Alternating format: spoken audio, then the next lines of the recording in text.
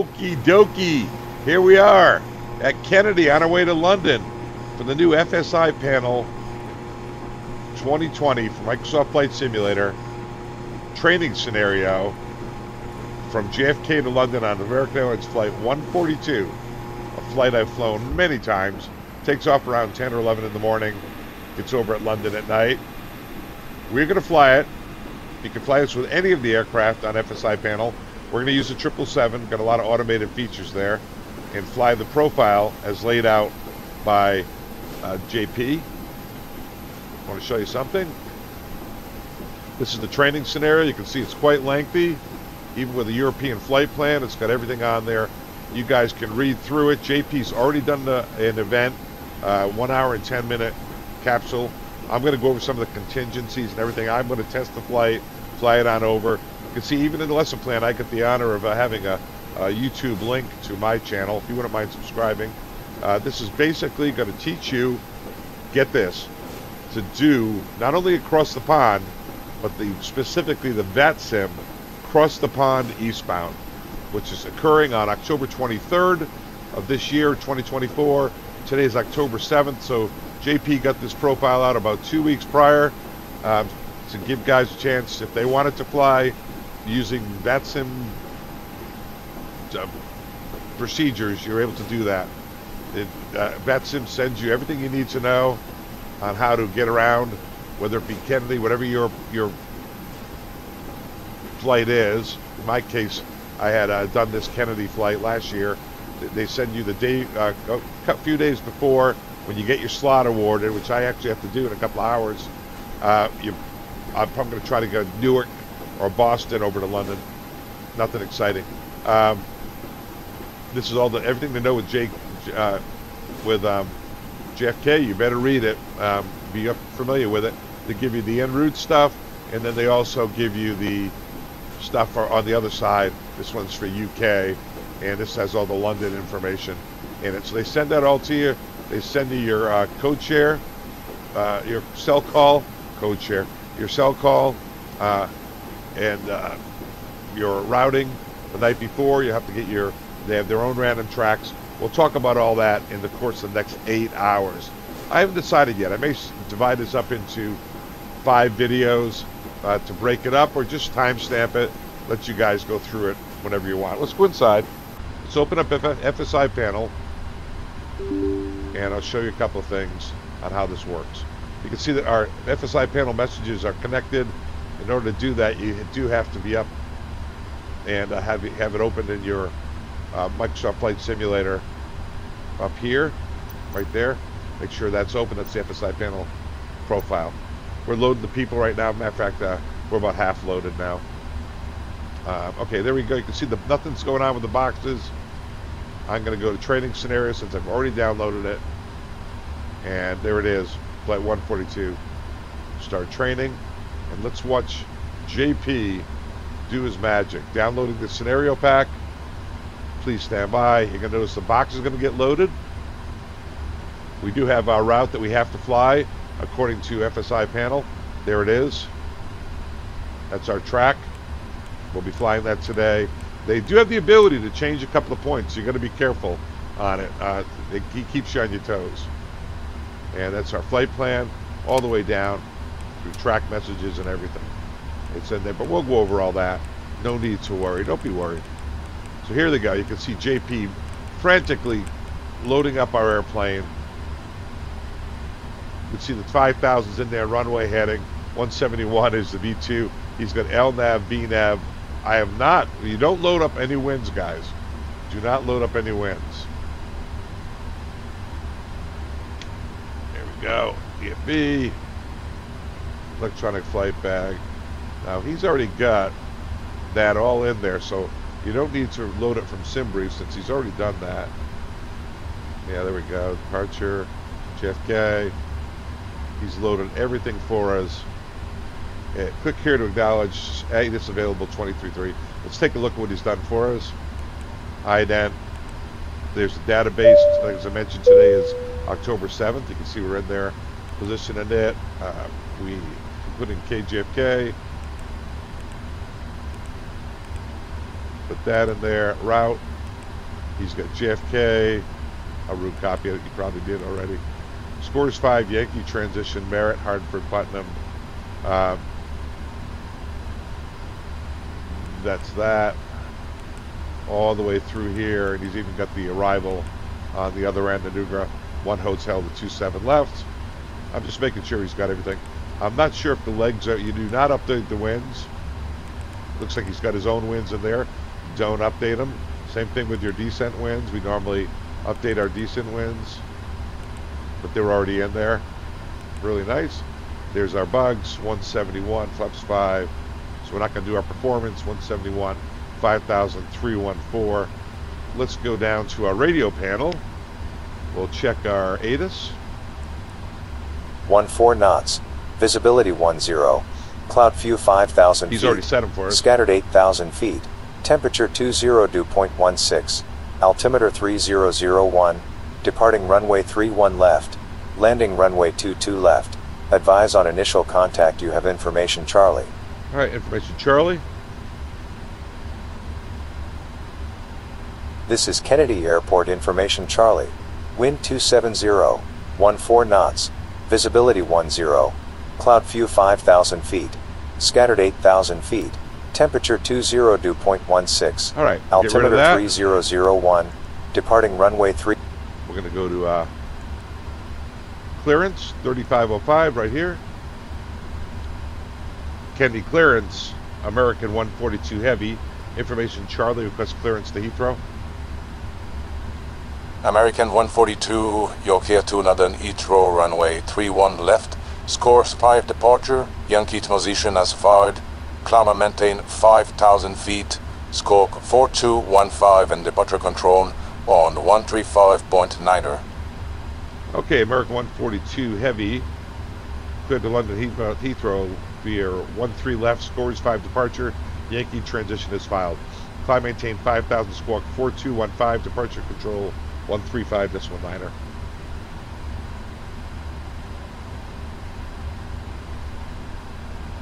American 142, rate back is correct. Contact American ramp on frequency 129.2 when ready for pushback. 29.2, ready for pushback, American 142 Heavy decks. So guys, with VATSIM, you could have gotten that through vPilot possibly. You didn't really have to do it through the radios. Sometimes you can go through vPilot and get your clearance that way. You guys probably know that if we were signed on to VATSIM. You would connect, go to flight plan, make sure that's in there. The day before, you're going to get your routing and you're going to get your SELCAL. And so make sure that's what's in your box. The correct routing that you got the day before through VATSIM and your SELCAL. You'll get that, usually the night before. Turn that off for now. Won't be needing it. 29.2, that's accurate. And that is how you push back here at Kennedy. You go out ramp. We'll probably push back nose to the right. Like this. And taxi out. Hold short here. And then we're going to go to 31 left. So it's probably going to be left on Bravo. Hold short of Kilo before making our way out there to 31 left. Anyway, that's it. This is meant to be a training video to fly this, and we'll talk about a lot of the contingencies. Once again, a link will be to JP's video, which is a synopsis of this flight, which he flew and broke it down to 1 hour 10 with the highlights. I recommend that one. This will fill in some of the other blanks that are on there. All right, so the box is set. Let's go to the overhead here. Trying to see if my settings are working a little better. I think they are. Flight deck door.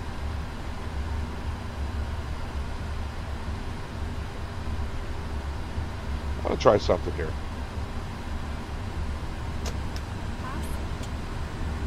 Now, I think because the door is open, I can see people sitting in the cabin here in my GSX.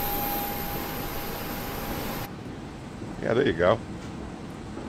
It's filling up nicely. Hi, folks. Pretty cool, huh?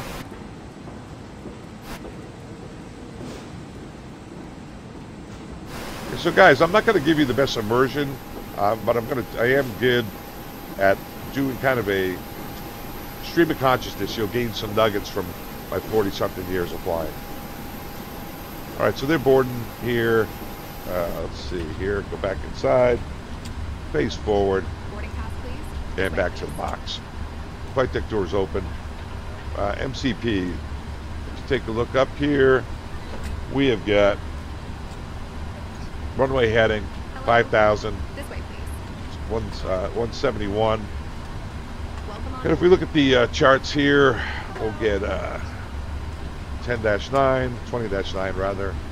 Welcome on board. May I Pop speak in to our you? aircraft. There we are. Oh, Simlink not connected. Boarding pass, please. I think it is connected. There we go. Now it's connected. Yeah, our plan is to taxi out. We're going to go to 31 left Good afternoon. over here.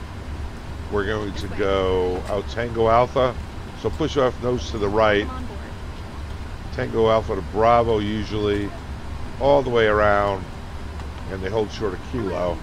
Then it'll be cleared to cross. And we can take off all the way down to Zulu. Although we're good for Yankee with the same numbers as well. We'll assume we already checked those as well. Okay, and then we're going to do the SID, Kennedy 5 departure, scores departure with the Yankee transition. 31 left. This should climb to 5,000. Turn off the pen for a second. Here it is. Scores departure, so 31 left, left-hand turn, right out to score, eventually out to Yankee, and climb to 5,000. On the SID, transition is 18, radar is required, yeah, we know all that, no problem. And then we're planning on going out over Yankee, then Merritt, and then up Hartford, Putnam near Boston, and up over Nova Scotia, Newfoundland. We'll talk more about that later. So MCP is set. Takeoff speeds, we already have those set. Talked about that. Thrust limits, we are at TO2s. JP's got that all set for us. CDU pre-flight, we went through the database, went through the legs, went through the route, that all checked. Trim we'll get. Takeoff brief we talked about. Let's go back up on top and do the overhead. Turn the seatbelt sign on. So this new thing with Navigraph now is you can get the tug set ahead of time, which is really cool. So we already have that hooked up. That'll save quite a bit of time. So let's go ahead, go to the electronic flight bag, get some things turned off. Remember, do not update the winds. Leave the winds in there. Ground operations. We're going to go ground service vehicles, release all, door management. They're all closed. They're all armed. How's that? Not bad. Ground maintenance good. Ground connections good. Okay. Yeah, and for the Yankee takeoff, I don't mean to be so cavalier about that. I just happen to know we can do that. If you go here and you go 31 left, right, 31 left, import from operation and flight plan, import from the aircraft, get rid of the comma, import the weather, although we have different weather here today, that's fine. And there it is. And so what you could do, runway length, just take off, I don't know, 3,000 feet even, put in 11,000, and that will give you Yankee takeoff capability. 64, 68, 71, and a 45 on the flex stem. It's just 37, so that's even better. 45, so we got that all set up. So that's how we know we can take that intersection takeoff. All right, let's give them a call. Let's first do this. 2 secs. This parking is too small for your aircraft. This parking is too small for your aircraft. Locking gear. Should go pretty quickly because the tug is already connected. There goes the jet bridge. There goes the stairs. Take a quick look around. Little walk around. Yeah, a little smoother. A little smoother now that I made all those adjustments. Thank you very much to some of my subscribers helped me out with this. They got crazy with all the bouncing around I was doing and losing everything. All right, let's hold off on that. Let's go to ramp. And ramp, American 142 Heavy, gate 47, like to push back, start engines.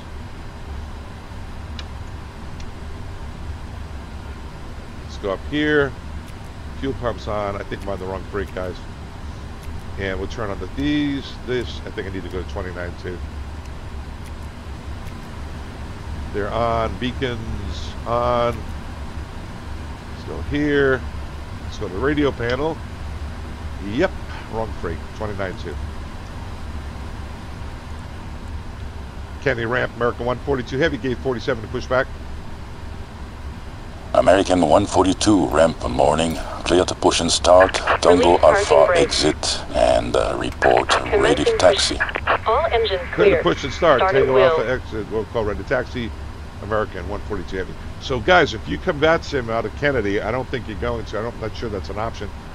You'll have to push back with ramp. That's usually, a lot of American airports, United States airports are like that. There we go. And we are clear to start.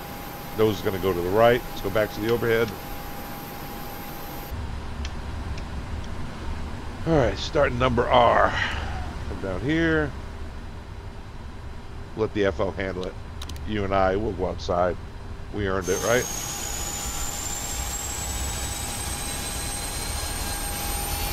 So view I never got to do. So sometimes I get really excited about this stuff because stuff I've never seen this. Like I've never seen this angle before. So I started flight sim a year and a half ago.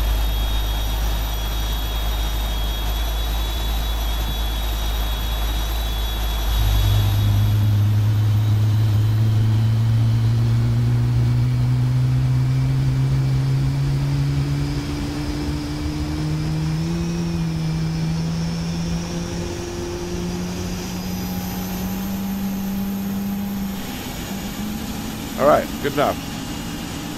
Let's go inside. Looks like number one is started. The right engine is started. Overhead, left engine. Not going to spend a lot of time on systems or pre-flights, guys.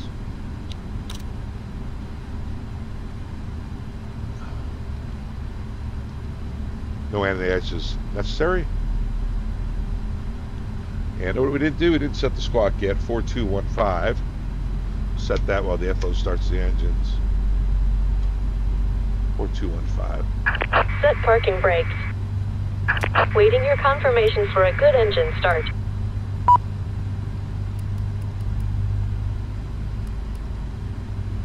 Get excited there.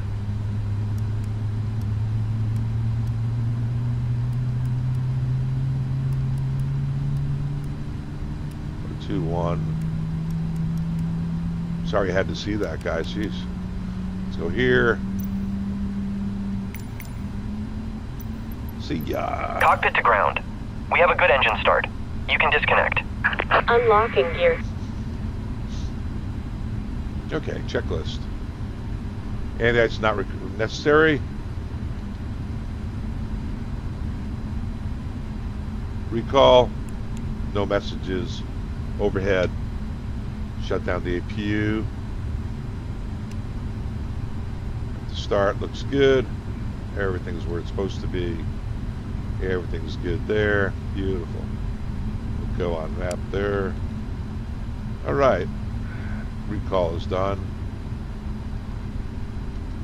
Come back over and we'll just get the flight control page up here.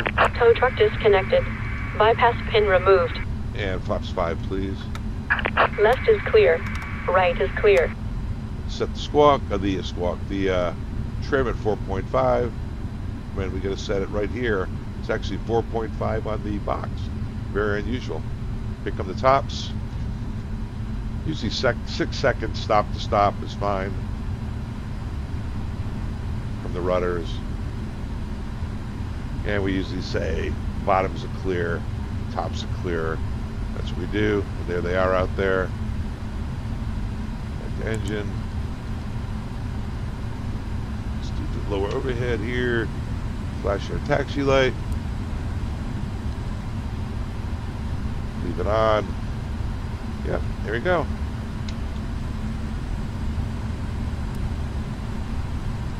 They're leaving. All right, checklist is complete. I think even before takeoff on this is a Boeing checklist here. So it's just the flaps. We have to run a couple other things on our way out. All right. Kenny Ramp, American 142 Heavy Taxi. Roger, an American 142, taxi up and north shores of taxiway Alpha at Tango Alpha in contact ground 121.9er. Bye-bye. 21-9, contact ground and hold short of Alpha. American 142 Heavy Taxi. All right, 121.9 is not on there yet. There it is. And we do have flows we can do. Lineup flow, we're down to that. Okay, so we're good.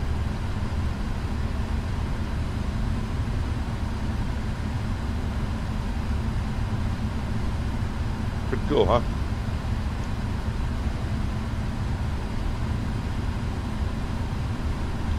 Kenny Ground, American 142 Heavy, taxi at Tango Alpha. Information, Charlie.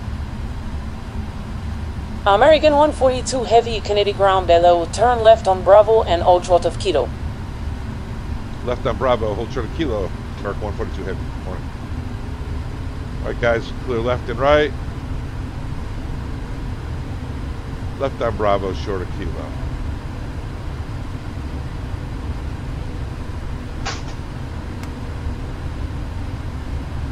Here we go. Come up here, get the taxi light on.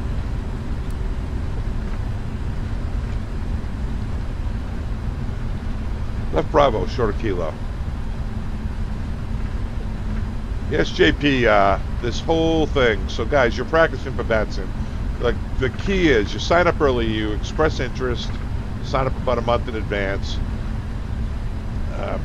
Then they give you a slot time, which mine's in about an hour and a half. At that slot time, you can go pick up from the open bookings, whatever one's open, your time comes. They go from anywhere, today's the 7th, they go anywhere the 7th through the 11th. So if your slot time, you get on the 11th, there's not much left. I'll have my choice today. I got one of the first slot times on the lottery, which is very fortunate. So I don't know what I'll do. I'll probably do something like this. I'd like to do one of the shorter ones. Maybe I'll go either Boston to Heathrow if they have one, or I'll go Newark to Heathrow. They don't have Kennedy to Heathrow that I'm aware of, so I don't think I can do that, but they're not flying out of Kennedy this year. I like to do the Heathrow just because it's complicated. It's real good instructional stuff. So I can put out what are we into this thing for right now? 23 minutes, 7-hour flight.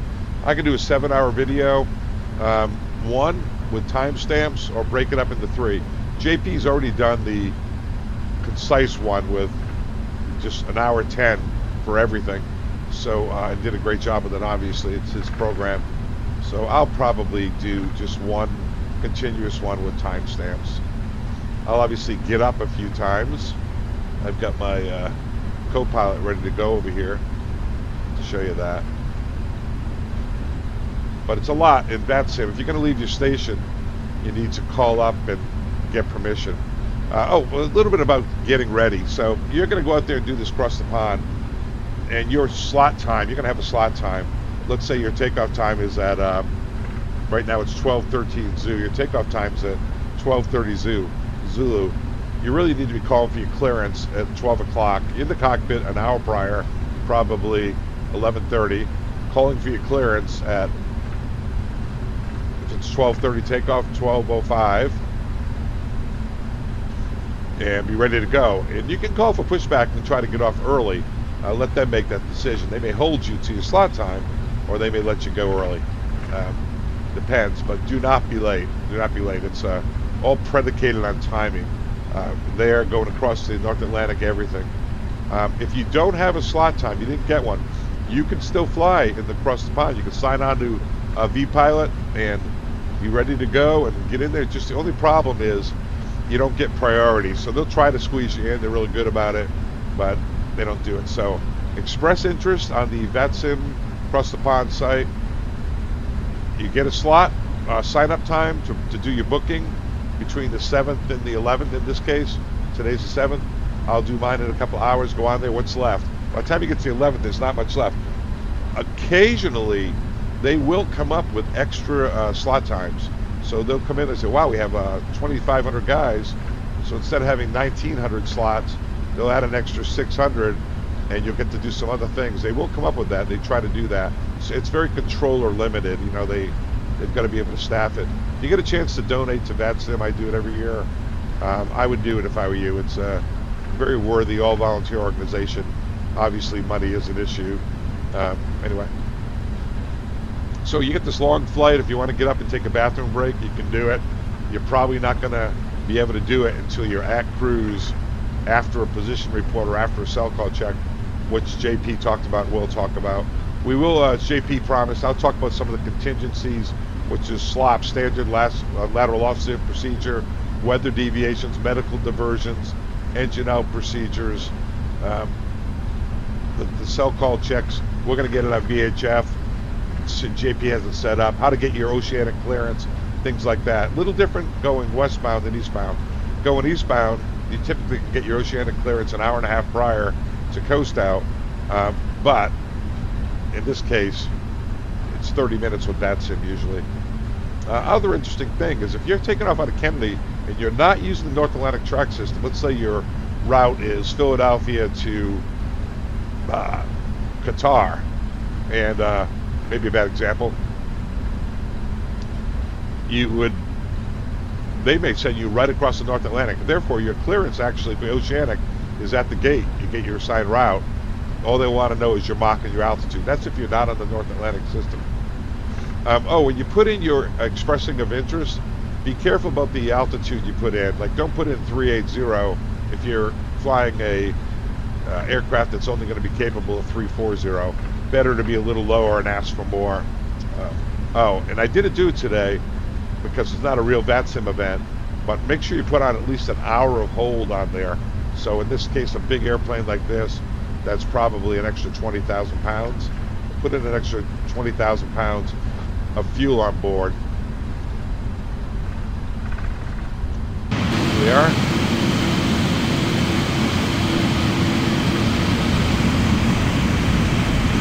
This is our takeoff runway off to our right here.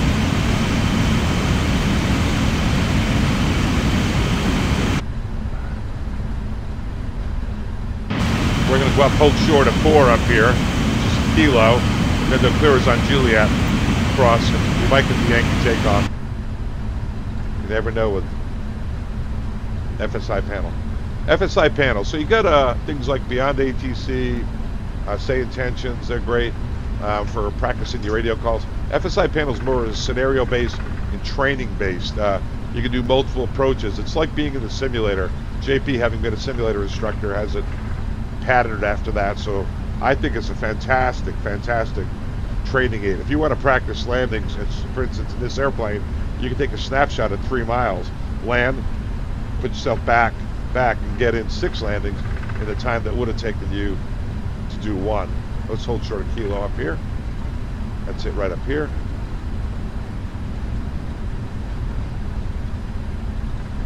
Anytime you number 1 holding short. American 142 Heavy, cross to the right, set Juliet 10 knots short of Zulu, monitor tower, 109.1 on the other side. American 142 Heavy, cross 22 right at Juliet, short of Zulu, monitor tower 19.1 on the other side too. So that is exactly how they do it here. Pretty good, JP. Okay, Zulu.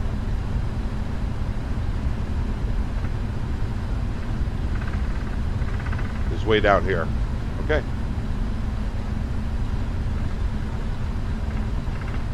All right, clear left, clear right. American 142 Heavy, cross to the right, set Juliet 10 knots short of Zulu, monitor tower, 109.1 on the other side. Okay, cross 22 right at Juliet, hold short of Zulu, 19.1 on the other side with monitor tower. American 142 Heavy. All right, hold short of Zulu. Cleared left and right. And he said monitor tower on the other side, 19.1. Set. We're not quite on the other side yet. Well, I'll call that on the other side.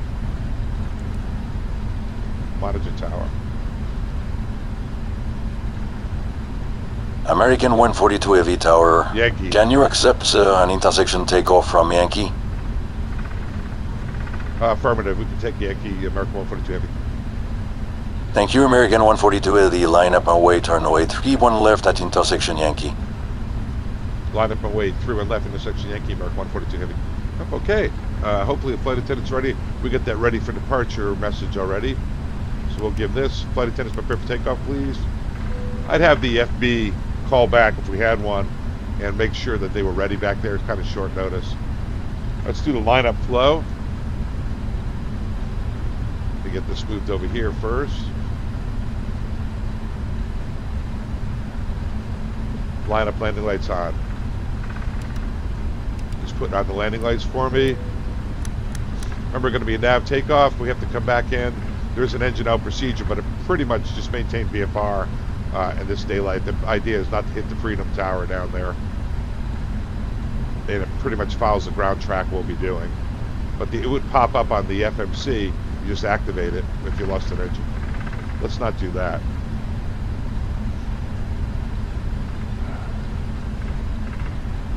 American 142 Heavy, clear for takeoff 31 left, wind 27014 knots. Clear for takeoff, 31 left, American 142 Heavy. Clear for takeoff, here we go, lights are on. 55% Toga. Maybe a little early. On our way to London. We used to call it the 6-hour trip to the bar. Go have a beer, go to bed. Get up, work out. I love this trip. 80 knots. JP does a great job with these scenarios. See how smoothly that went? Great practice for VATSIM's Cross the Pond. It really is.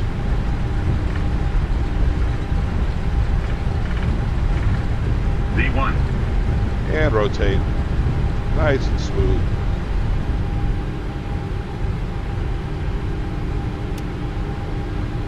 All right, positive brake, you're up. I gotta remember to set my voice call outs.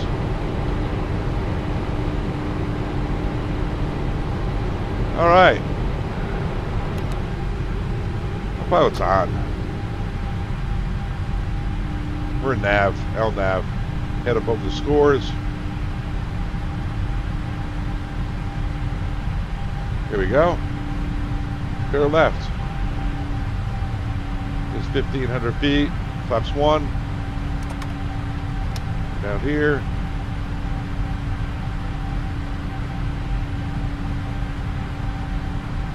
Flaps 1, flaps up.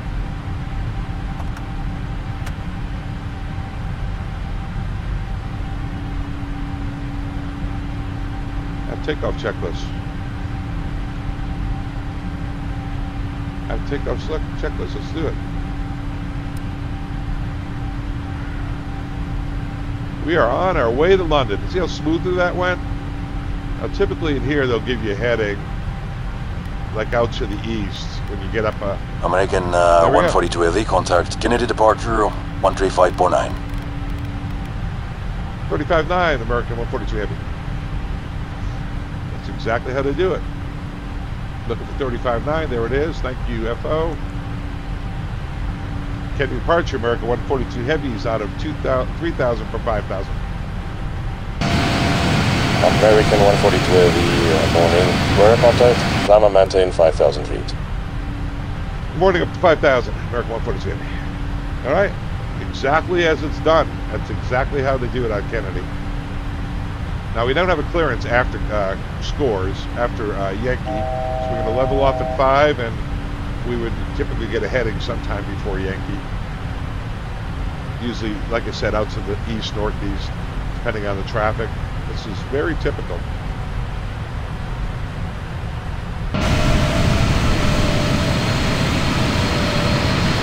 There's our level off.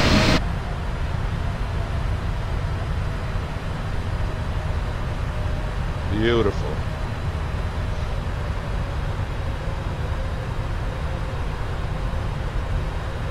American 142 Heavy, turn left heading 0900 and climb and maintain 9,000 feet.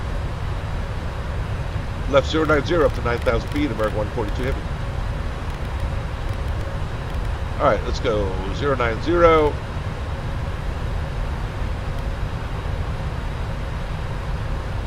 Hitting select.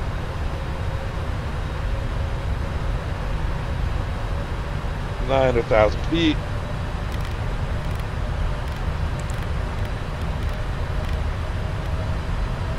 LNAV, VNAV, 090 9000. If you ever want to know what the last clearance was, let me see if my F2 key works. Nah, it doesn't. I have to work on that. All right, 090 9000.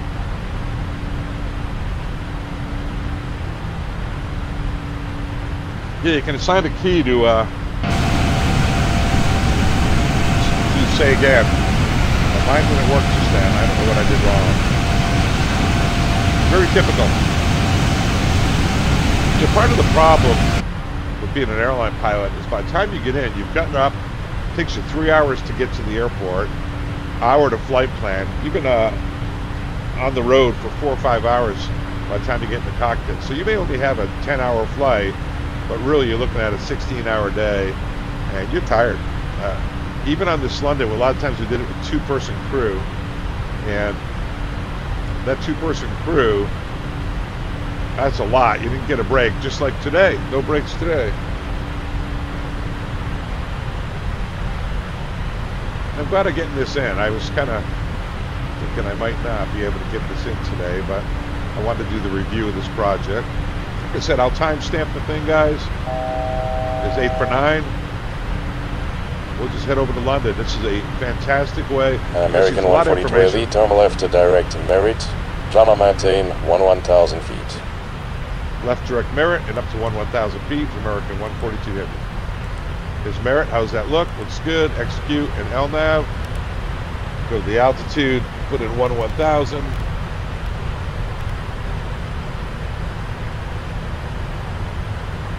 And execute it. Let's go. Get the heading bug slewed around.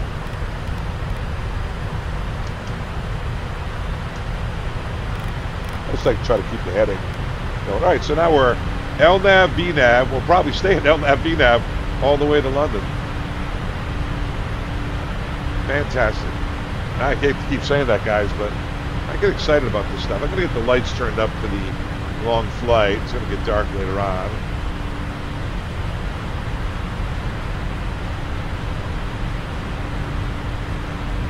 Master Bright turns up anything that's on the white dot. We have 9 of them. 1, 2, 3, 4, 5, 6, 7, 8, and 9. If it's on the white dot, Master will control it. Out of 10, let's go to the overhead. We'll ding them. So their chime. We'll kill the lights, which they had on. And they're all off.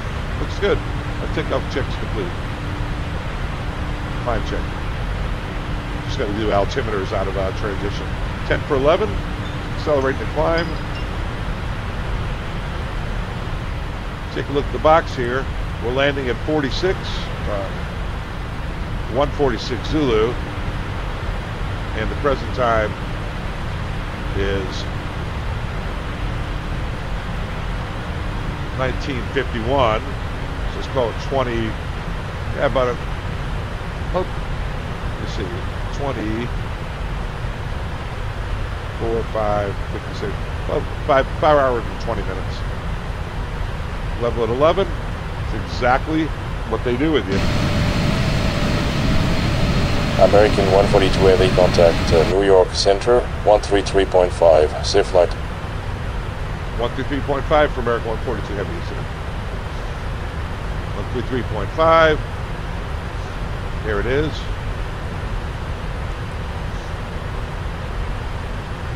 New York American 142 Heavies at 1,000.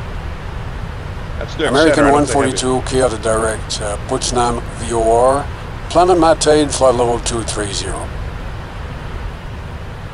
Direct Putnam VOR up to flight level 230, American 142 Heavy. So let's go Putnam. Right here. We'll do a beam points. How does that look? Looks good. If I maintain flight level 230.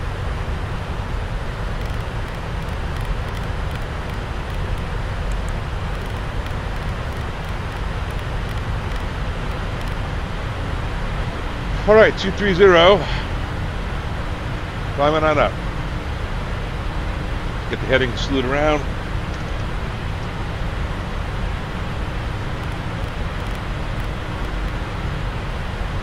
All right, got 230 armed. We're in LNAV, VNAV, and off we go.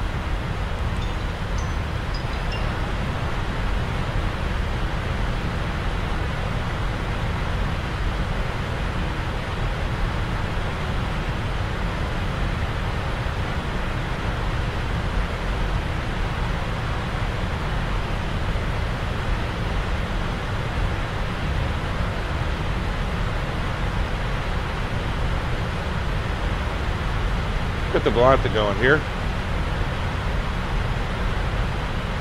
It says 7 hours and 11 minutes remaining. I don't know about that because look here, 1:45, and we basically have 4 hours to go. So that's 5:45. Yeah, 5:50. 5:50. So that's not up to date right now.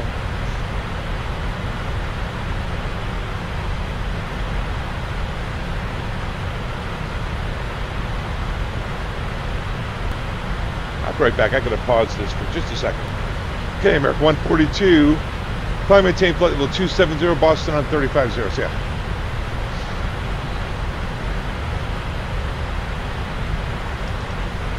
All right, 270. Sorry guys, I had to answer a phone call. And I need to get the altimeter set. There's 270. And altimeters are set. You had an important phone call that came in. 270. And Boston, American 142 Heavies out of flight level 210 for flight level 270. American 142 Boston Center identified. Climb and maintain flight level 330. Climb and maintain flight level 330, American 142 Heavy. I gotta tell you guys, that entire sequence from ATIS to pushback with ramp to taxi to the hold short points to this is exactly how I've been doing it for 36 years with American. It's amazing that JP has done a terrific job with the script. Really, really great. Ladies and gentlemen, it's Captain Richard. Welcome aboard. We'll be landing in London just under 6 hours from now. Weather in London, some overcast skies. It's presently 58 degrees Fahrenheit. It's around 17 degrees Celsius. Winds are out of the west at about 5 miles per hour. Expecting a little rain for our arrival, but an on-time arrival. I'm going to turn the seatbelt sign off now in preparation for the cruise portion, and you'll be free to move about the cabin. I'd like to remind you that while at your seat, you are required to keep your seatbelts fastened securely about, so please make sure your seatbelts are visible at all times so that if you happen to fall asleep, the flight attendants will do their seatbelt compliance checks for safety measures. Once again, welcome aboard. We'll come back on approximately 25 minutes before landing to give you the most current weather as well as the proposed landing time. Thank you. All right, that's it. Going up to 33. Our initial cruise altitude is 33. At the crossing, they have us doing it at 33. We are capable of going up higher, but we may be able to request that as we get along a little further. There's the takeoff checklist complete. We're to descent. We usually blank that out, believe it or not.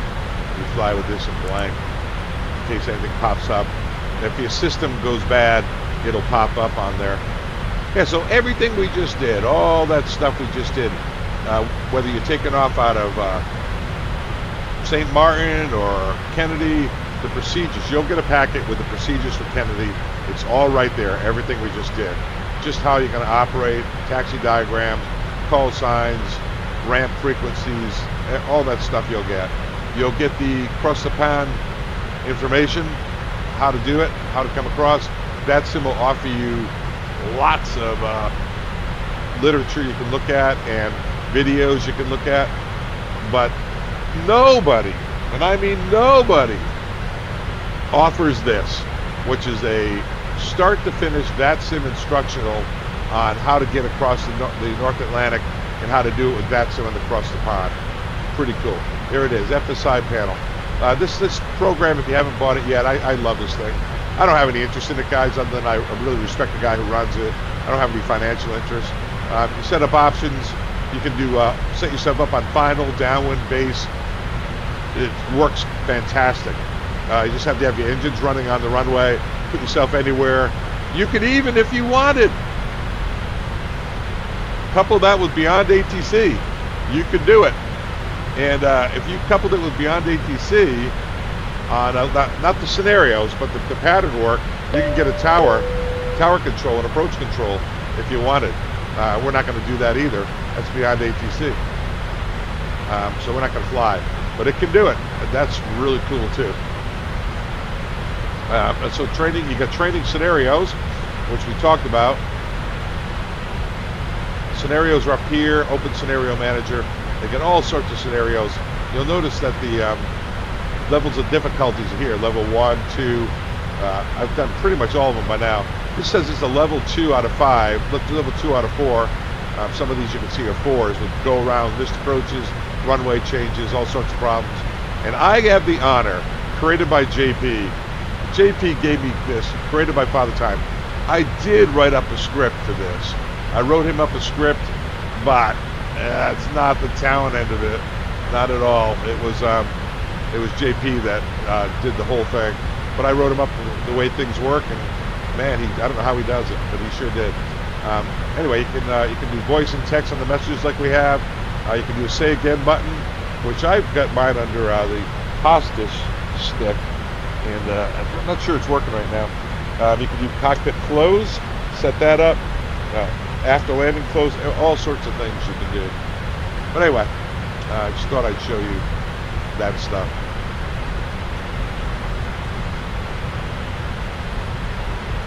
Just after takeoff items, those are already done. All right. I'll push that say again button, but it's not working right now. Here comes 32 for 33. I wonder if it has something to do with that button being broken or something. Maybe I can do something else. Let me try something. 32. American 142 Heavy, Moncton Center identified. Maintain flight level 330. Maintain flight level 330, Mach 142 Heavy. Yeah, when you check out with Moncton and Gander, you use Heavy. They do it in VATSIM too. You don't do it with New York Center, Boston Center. You do it with approach, departure, ground, and tower. And Moncton and Gander, and really, that's about it in the world. Not so many people use the Heavy call sign. All right, so we're on with Moncton, which is Canada. It means we just crossed the border. Let's see, this is Fort Smith. We are heading up into Moncton's airspace. Past this Kennebunkport, Maine.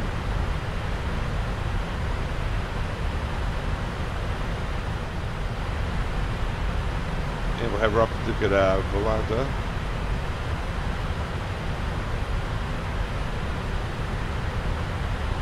Here we are. Portland, Maine. Gulf of Maine. Up in the Nova Scotia area up here. Moncton takes over. It's like St. John's, New Brunswick, Newfoundland up here. Island of Newfoundland. Here's Nova Scotia.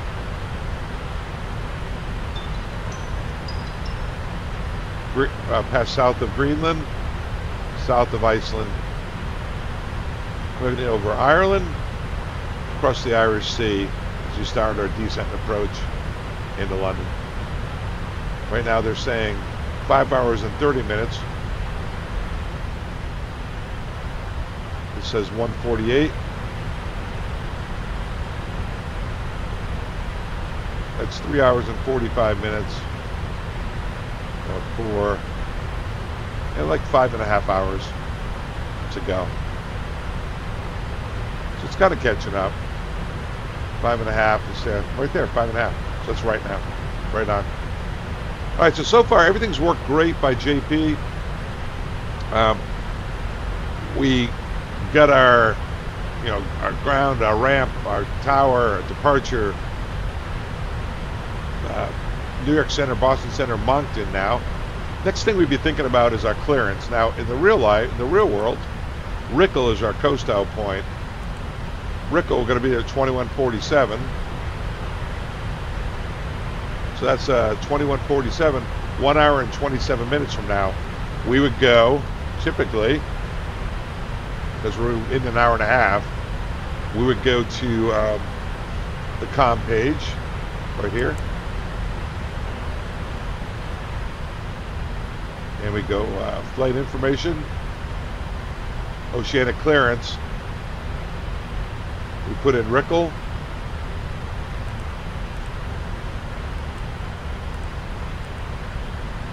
Our time, 2147.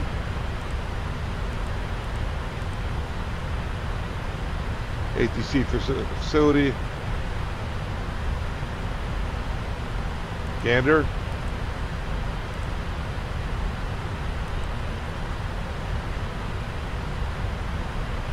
Flight level request would be, we'll probably go 35 would be optimal. We'll go 350. This isn't going to work, by the way. 350.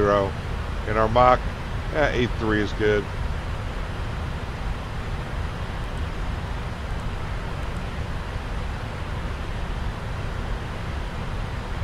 Free text, we tell them our max available. We just say, well, in this case, 35 is our max. Max flight level 350. We're really not going to get much higher than that today until later on. And we'd send it like that. And we'll go out, we get a message received, stand by. That's kind of how it goes. But today, move in here. Today, we'll be using a 30 minutes prior. You'll probably get a notice on that if you want to use it in VATSIM. Oh, by the way, make sure your clocks are synced up. So I'm playing around with the clocks here today. Make sure that your sim clock is the same as the actual clock. And I would put my time in Zulu on my computer because they're going to want accurate times. If you don't have accurate times, you're constantly struggling. So 2148, so a half hour prior, VATSIM, be 2118. So you can go to fix, put in 2118 Zulu. All right. I just got a message here that my Cross the Pond booking's at 1:38. It's presently 1 o'clock. We'll be talking about some of the other stuff as we get going.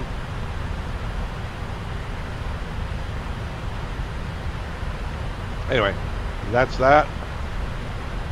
And as long as you have on your, and I don't have it right now, as long as you signed in with your SimBrief username and everything, and your Hoppy code, you can use the ACARs. Yeah, as long as you got to have real ATC.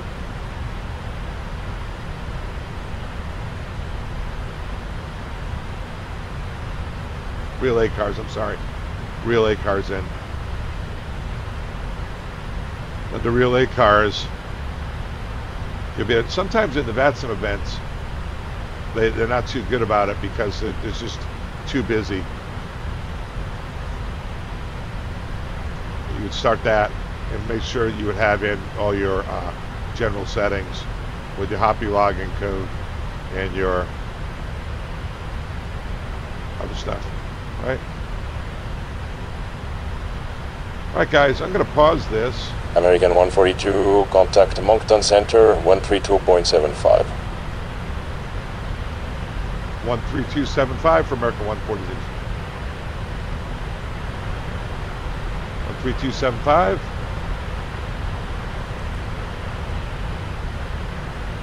Moncton, American 142 Heavy, flight level 330. American 142 Heavy, Moncton, radar contact. Maintain flight level at 330. Maintain flight level 330, American 142 Heavy. Man, he's nailing this script so far, guys. Unbelievable.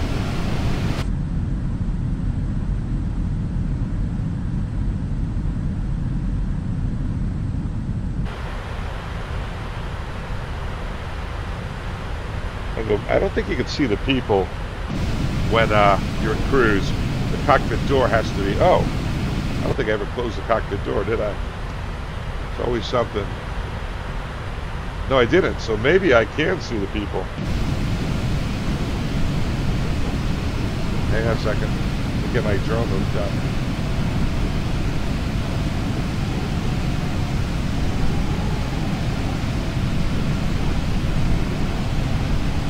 Thinking about it.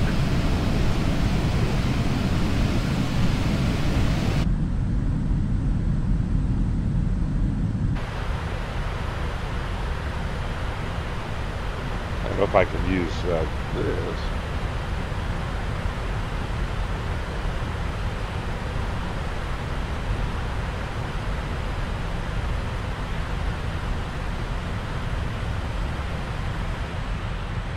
Sorry, girls. I'm a very, very little captain.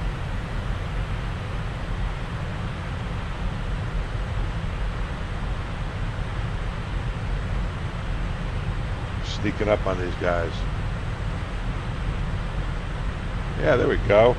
The world's creepiest captain.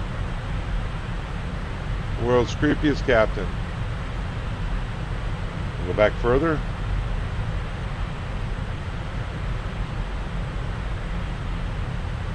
Hello, folks. About the time here. Coming through.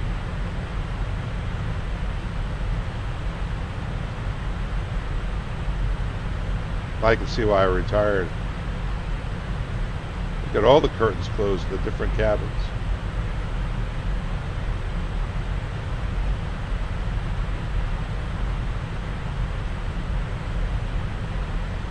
The big cabin.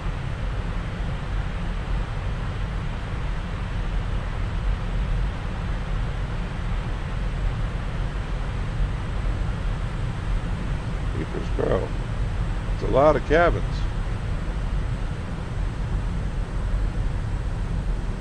Quiet part of the cabin's right here.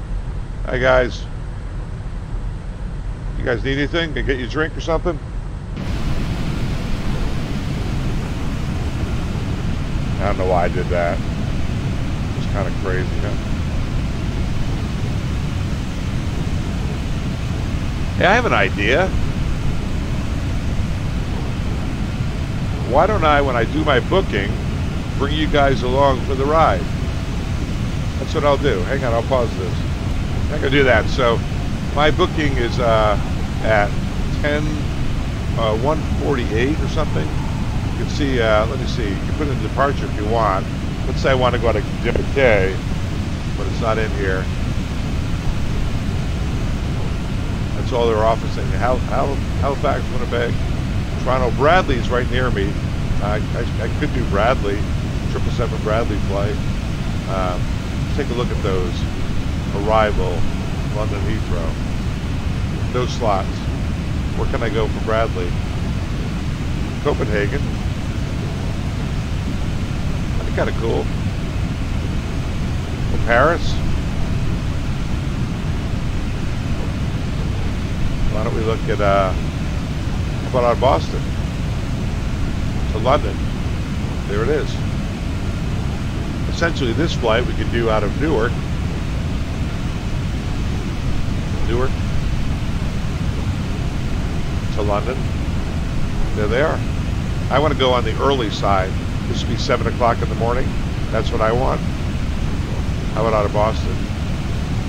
Yeah. I want one of the early London departures. That's what I want.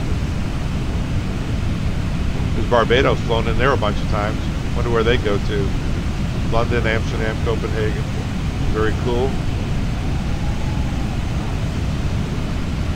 Just a little longer, that's all. This is St. Martin.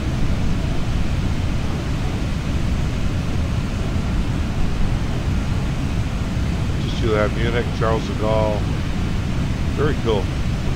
All right, yeah, I don't know. I'm gonna have a little pressure. I'll have to figure out what I want to do. American Airlines doesn't fly from any of these places over, so I'd have to figure out which airline did. This would be United. I could do United 777. Yeah, I think maybe I'll do United. I've never done that before. So let's go to PMDG.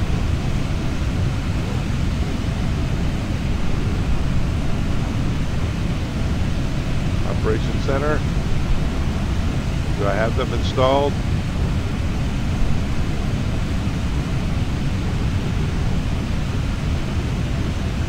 Airways.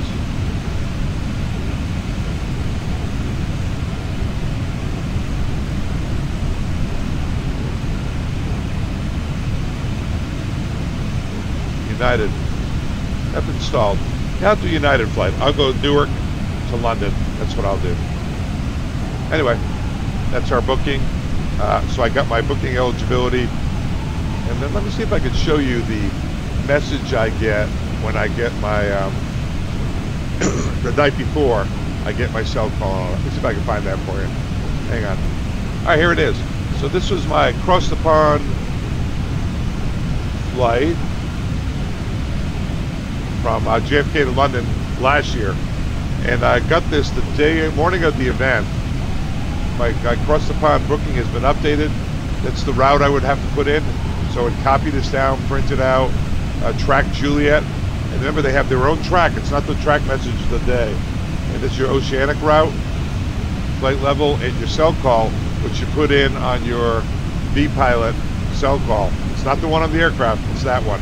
So 35, this in the route, you would copy that all down, have that ready to go, and that is what you would file on SimBrief, with SimBrief Downloader, however you want to file it, or if you want to do it through V-Pilot, that's how you do it under your route.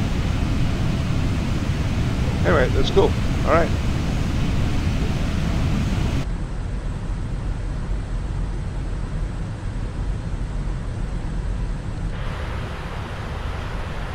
Alrighty. I'll come back on in a few minutes. Alright, I'm back from my break. We've been airborne, let's see, an hour and 2 minutes. And because VATSIM doesn't allow you till 30 minutes prior, you can see down here, Rickle is our coast out point. And 2118 is that point we put in on our fixed page, if you remember. 2118. What was that? That was cool. That was very cool indeed. So there's our fixed page. That's when we can expect to be able to contact and get our clearance. Now, as we mentioned before, it's our booking times. We would use the NatTrack app. We could use CPDLC if we wanted via here. If we have signed in on Hoppy, all of these you have to be connected to this one, this NatTrack app. CPDLC you have to, on the 777, you got to be connected to VATSIM to do that. And you have to have a Hoppy's code and a SimBrief username, all free. Or you can do it through the radio on a frequency. They can give it to you verbally. Those are different ways. I don't think they want you coming in here and doing it via V-Pilot. You're messaging a controller and doing it that way. But anybody from VATSIM that watches it can correct me if I'm wrong. That'll be in the content comments section. Okay, so it's local time. It's 1:28. At 1:48, I can come back in here and do my booking. And I'm going to go for the earliest possible Newark to London. You see something here? Newark, London. Right now, that's available. So I just started booking today, so I kind of have my pick. Let's take a look. Any departure, any arrival. Status all slots. Just to available only, right? Look at them all. Thousands of them. They may even go for more should they get going, should they need them later on. But we'll come back to that. We'll do that in about 20 minutes or so. And we're going to do Newark just to London. Keep the flight pretty short. I looked at Boston to London. I know, you know, United flies Newark to London. Boston, London, I don't know who that is that flies that. That might be British Airways that flies Newark to Heathrow. I should look that up, because I could do it under Speedbird's call sign, except I don't have a Speedbird accent. So for the VATSIM, I don't want to ruin everyone's immersion with my horrible Northeast United States accent. Anyway, good time to look at the lesson plan.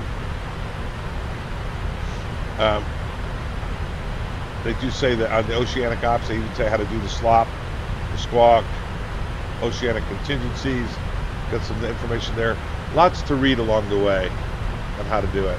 We'll talk about it when we get there. We're going to go to gate 307 when we get to London. 307.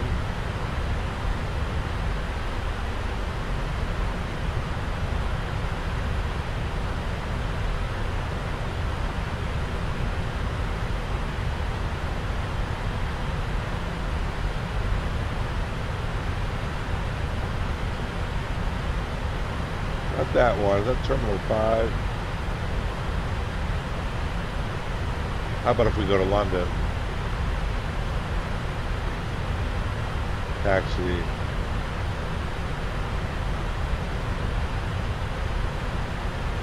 .307. Market. Right here. 307. We'll be landing on 27 left. Probably clear here. Pretty straightforward. We shall see. Anyway, we'll be back.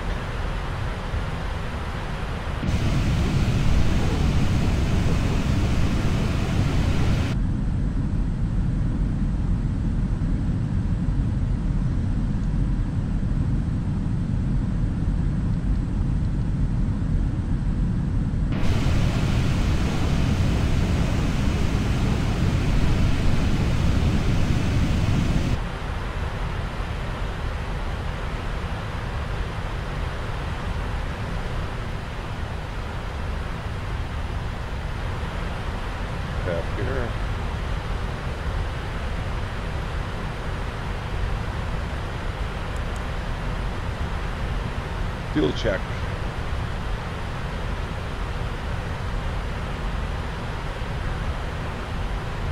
We'll get it at Rickle.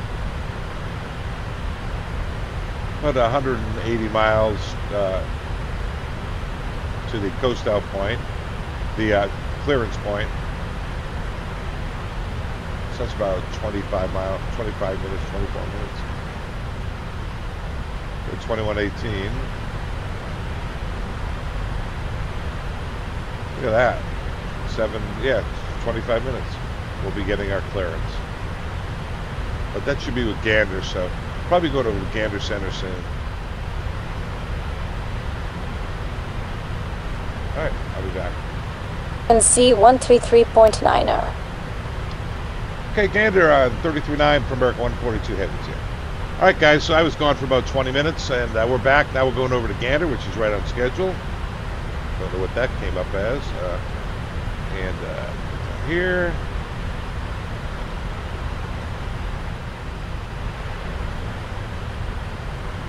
.9. Gander American 142 Heavy at flight level 330. American 142 Heavy Gander, hello, say estimate for Rico.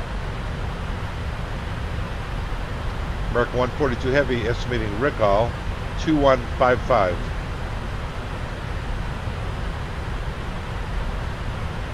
Roger, American 142, maintain flight level 330. Maintain flight level 330, American 142. Guys, that's exactly what they do. They request an estimate for RICO when you contact them, and you use heavy with them. All right, that's cool. So about 30 minutes prior, I know JP has the lesson plan set up that we're going to get our clearance using this form. Make sure we do that. I was just looking at some of the fuels. 80.2 when we get to RICO. We took off at 19:45. An hour 21 is going to be 21:06.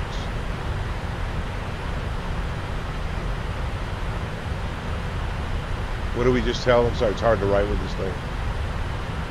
21:55. Did I do that wrong? RICO. Took off at 19:45.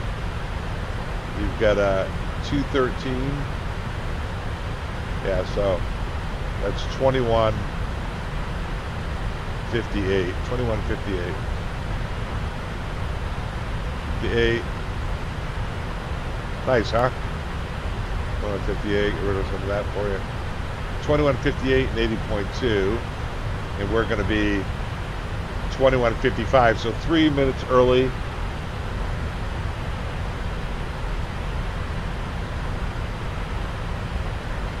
$80.2, is that right? 42.4, yep.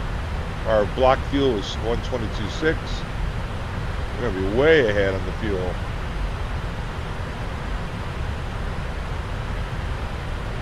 $122.7.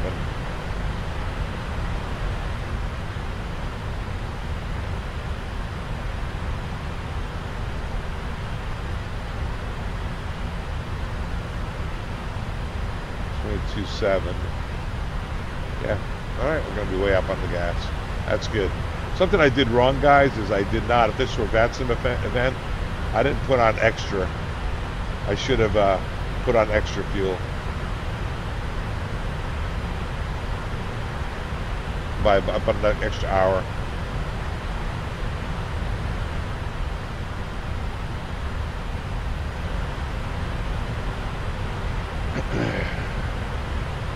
$10 minutes to go on the 20 minutes until we have to get our clearance. 10 minutes to go until we have to do VATSIM Cross the Pond Eastbound slot pickup. These are hard flights to do, even in the sim downstairs. It's a lot. It's long. You really can't leave it for very long because you got to be here for the radio calls.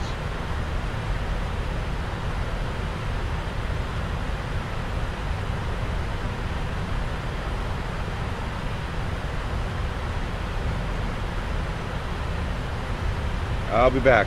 I'll be back for the booking. How's that? Then we'll get the clearance. All right, moment of truth. Here we go. We're gonna go Newark to London. All slots. Earliest one is 7 o'clock in the morning. Book it. Call sign. How about UAL 320? Oh, 320. How about UAL 154? Max flight level 777, 300. I'd say 3. Well, let's go 340, guys. 340.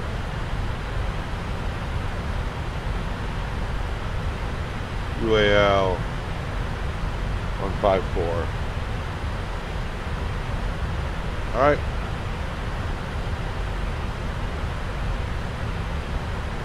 UAL 154. UAL 54. It's a 7:05 a.m. takeoff. All right, there you have it. And we have booked it.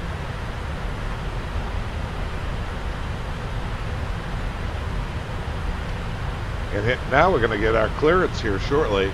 Here's our 30-minute point. Remember, we would have used the NAT track for VATSIM. but we not signed on to VATSIM. We're not going to use that today. We're going to do a simulator one with FSiPanel.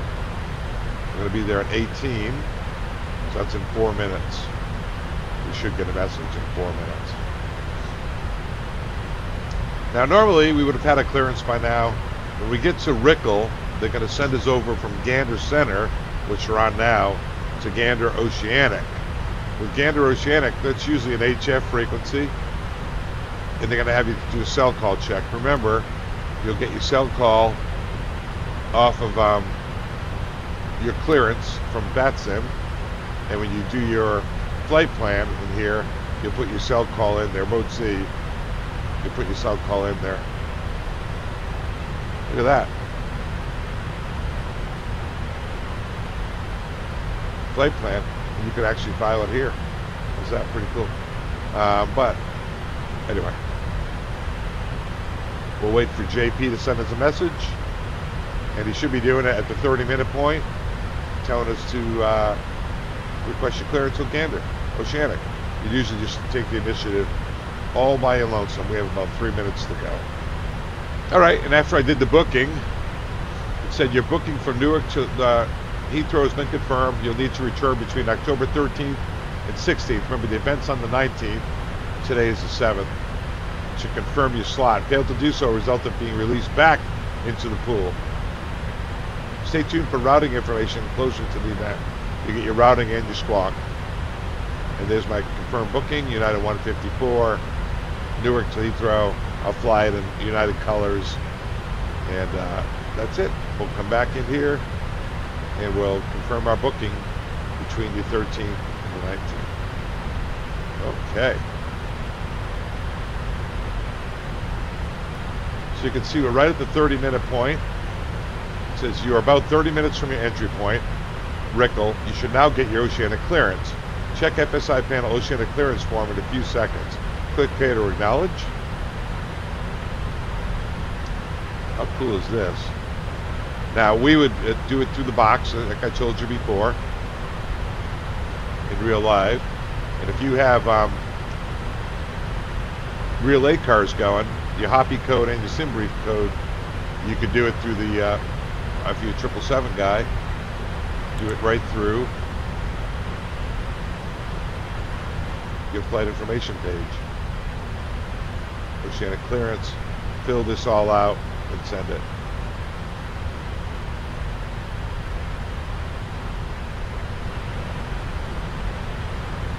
Okay, we should be getting our that form any second.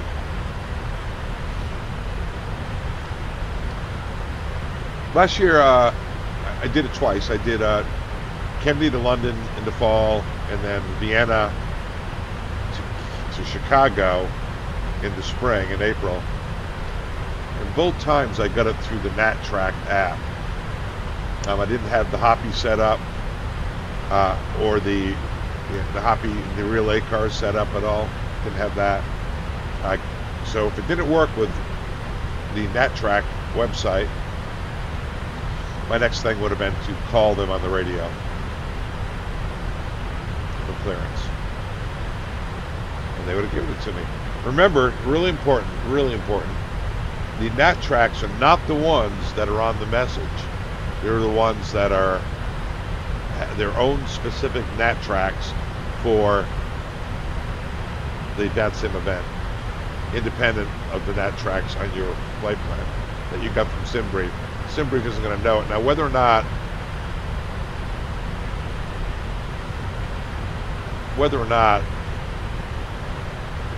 JP is using this, remember, this is a random route because we're the morning flight. It's a random route.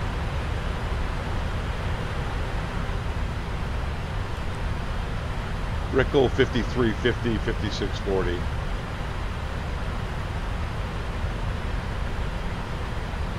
Yeah, see, that's not on here.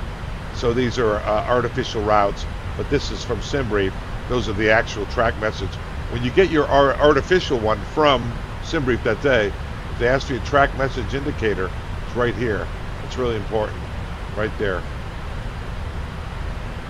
If you're going to use a regular track, they see you clear via track X-ray, say that your TMI Track message indicator. By the way, that's a 282nd day of the year.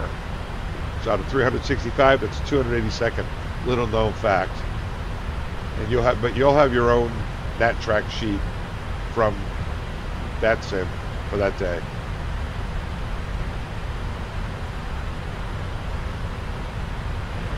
Well, I'm anticipating getting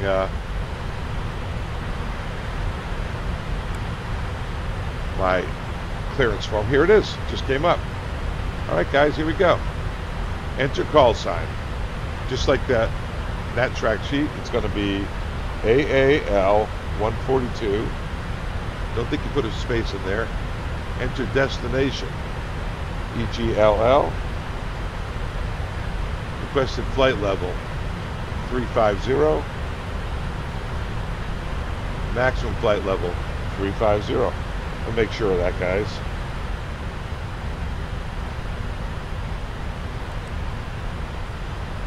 Recommend 31 and then yeah, so 35 is our max. That's what we'll request.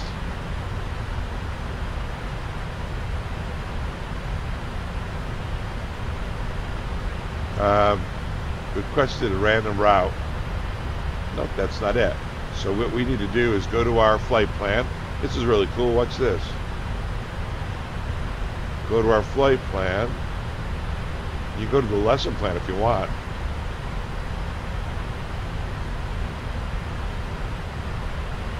Get your coordinates up there and copy and paste it. Here it is.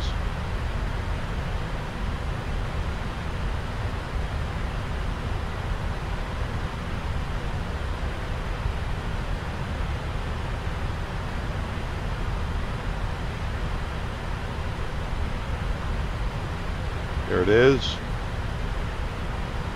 Entry fixes Rickle. Going to do all caps. Rickle. Estimated time at entry fix. 21:54.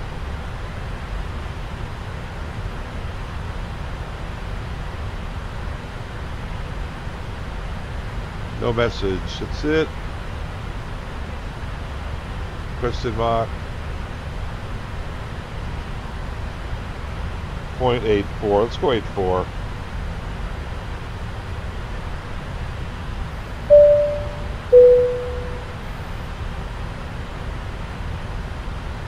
So that's it. Requested, and we just wait. If there was a problem, it's going to come back. Invalid Mach, invalid altitude. But you got to watch out here. This is the route we requested. We're going to have to check it against it. So this is cool. If you read his notes he put up here, in real life you may request oceanic clearance via CPDLC within 90 minutes of your entry point. However, VATSIM usually limits you to 30 minutes, and there are 3 ways to get clearance on VATSIM. CPDLC via the agency code of CZQX, Gander Oceanic, which is what I showed you. The VATSIM NatTrack site, which I showed you, fill out the form. Or voice on 3505 or whatever frequency VATSIM has provided. In this case, you'll need the track message indicator, which we already talked about. Invalid request, use flight level. Okay, so flight level 350. Flight level, maximum, flight level. All right, let's try it again.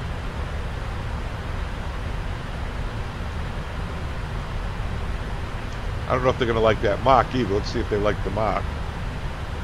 84. But it's going to tell you what your clearance is. So, clearance requested. We're waiting.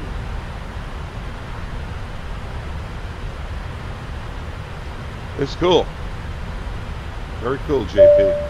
Here we go. What do we got? All right, we got it.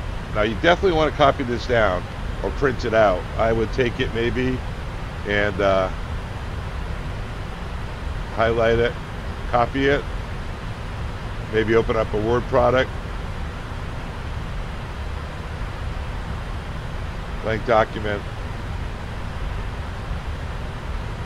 Control V, and I've got that saved over here.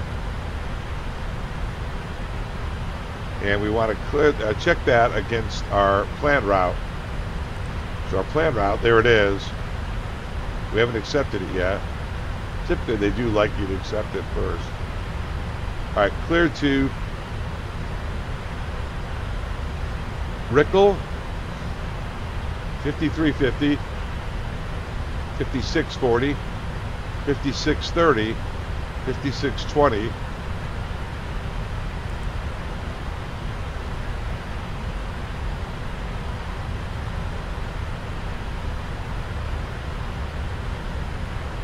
Atari Mowgli, 35 and Mach 8.3.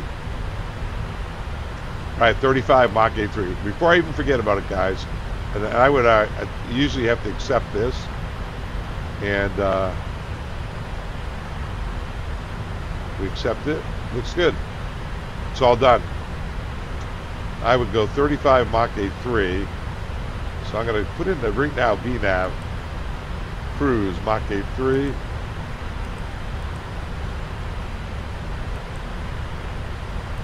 Even though we're not going to go up to 35 yet because I don't have it up on the mode control panel. We'll put that in to remind us.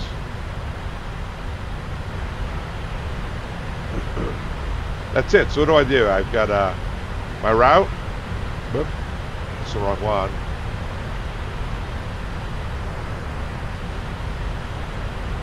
Right here. And I'll just save that. This. Save. If I need it, there it is.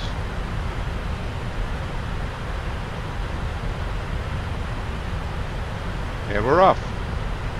So we have our clearance. There's our coast out point. We're going to need a SELCAL check. We're going to go from Gander Center to Gander Oceanic. And man, this is slick. This is really slick.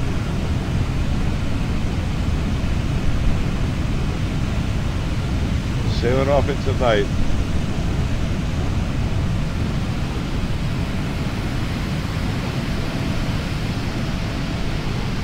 Done this thousands of times. I kind of calculated I've probably done it between 1,800 and 2,000 times.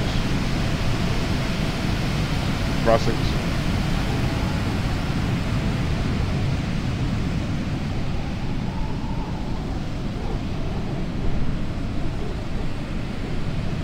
I think I'll take a picture here, guys, for a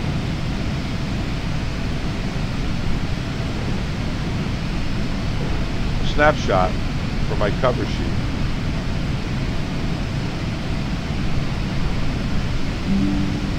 Maybe another one.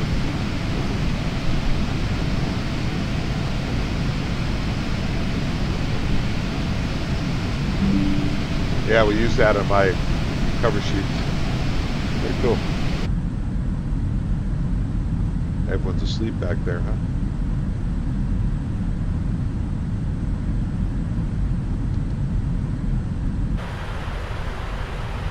It's dark.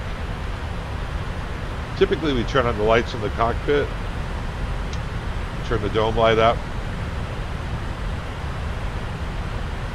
Usually ask the other guy, lights on or off, and almost everyone says lights on.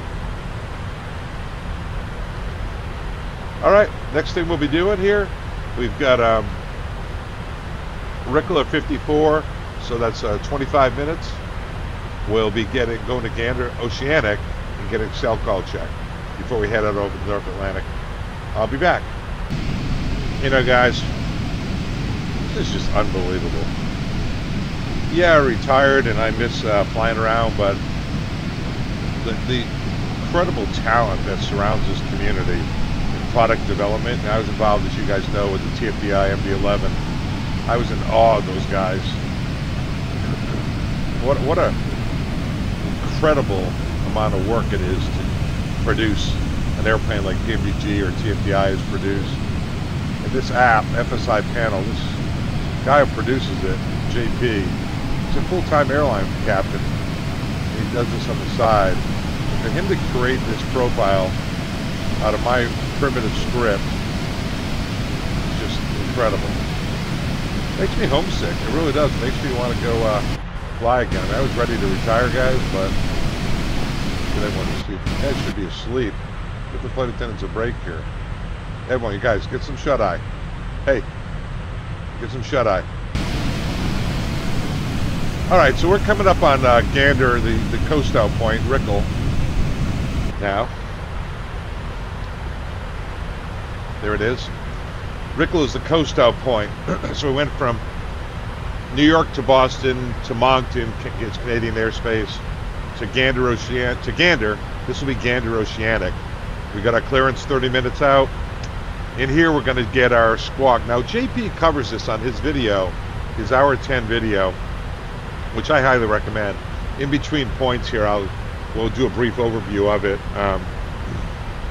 from the FSiPanel website. He broke it down to an hour 10 doing the same flight, but he referenced me, and then I'd be back with more in-depth stuff, like a little bit more about diversions and contingency plans, weather diversions, things like that. Some of the other things I've detailed with you, especially the VATSIM stuff. Now, the VATSIM Cross the Pond event, I got to tell you, it's brutal. It's tough. It's these wonderful people who do it for us. Eternally grateful for that.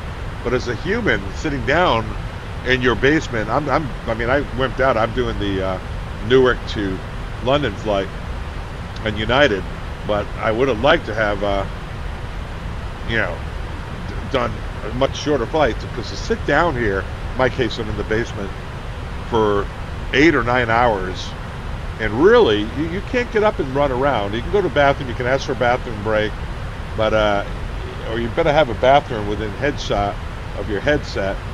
It's pretty tough. You got to come down here with sandwiches. So I've taught you the process about showing interest, getting approved. You get a slot, waiting for your time to come up, your lottery time. Lottery time comes up, get on there, pick your slot, fill out the form. You saw me do that. Now you've got your slot. Now, a few days before, in my case, between the 13th and 16th, I have to go back in and confirm that slot, or I lose it. I'm sure a bunch of people lose it. So those of you who don't get a slot, you're late to sign up, hang on, because at the very end, they usually come up with some slots for you and get you in there. You can fly without a slot. I wouldn't recommend it, just because you're kind of the outsider. And then you confirm your slot, be in the cockpit at least an hour prior to your takeoff time. Request your clearance at least about 25 minutes prior, either through CPDLC if you have the Hoppies and SimBrief, or you can maybe get it through the vPilot. You remember you filed it on SimBrief, or you can get it verbally as well. Read your notes. They're going to send you somewhere in there a packet for each airport that you're going to and the North Atlantic procedures. Know them inside and out. Watch this video. Fly this a couple of times. Buy the package, fly it. Oh, there's a misunderstanding here. And I clarified it with JP. Someone wrote on my Discord channel, which I would welcome you all to join. I would love to have you over there. That you have to have Navigraph in order to have FSiPanel, which is a $50 program. American 142, you're released to climb to your assigned flight level and contact now Gander Oceanic on 133.5 with your set code ident. Have a safe flight. Okay, climbing to flight level 350 and going to Gander Oceanic on 33.5 and the SELCAL ident. I'll tell you what, guys.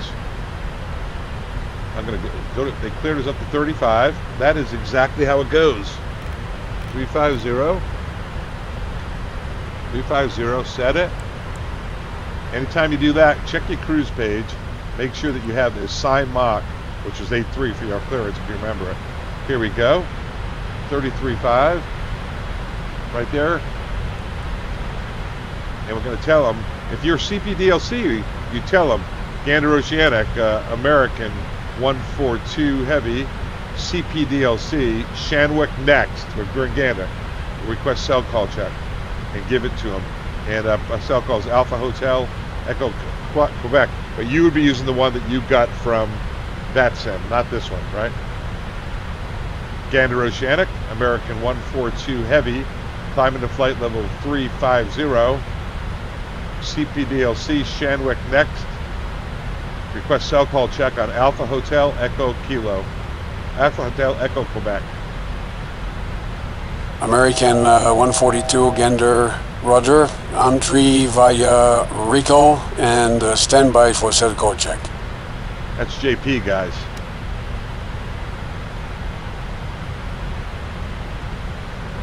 Stand by.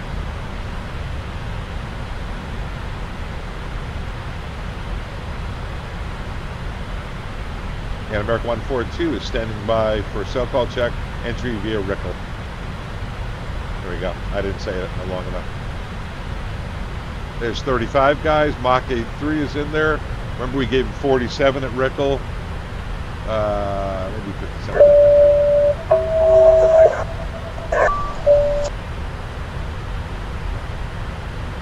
SELCAL check is good for American 154. Thank you.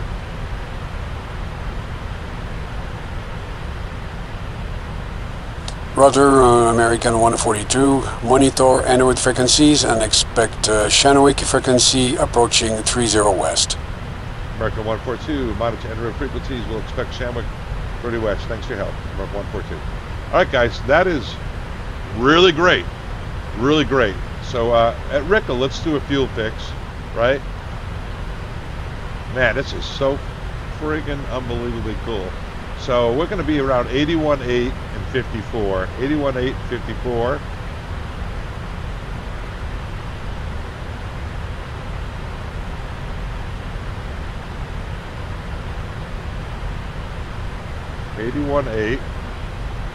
Pardon my penmanship, guys. You can't write with this. I don't know if you ever tried to do it.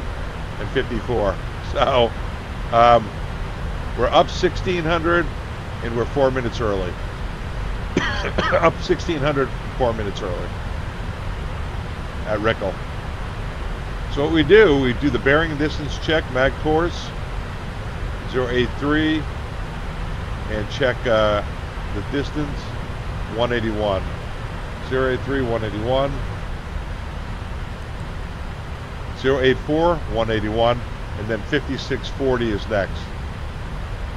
And we check that against the flight plan. 5640 is next. Alright, that's how you do it. Now, en route frequencies, what you do is normally it's 2345 is en route frequency, but we're going to do 22.8 here. Remember, they give us, they keep you in VATSIM. Something's a little wrong here. In VATSIM, they keep you on this frequency. So I'm going to monitor en route, which is 22.8 for VATSIM. So normally we'd have 23.45 here, 21.5 here, but we're going to maintain VHF here. We're not on SELCAL. So we're going to stay on 33.5, and we're going to go, we'll do 22.8 over here,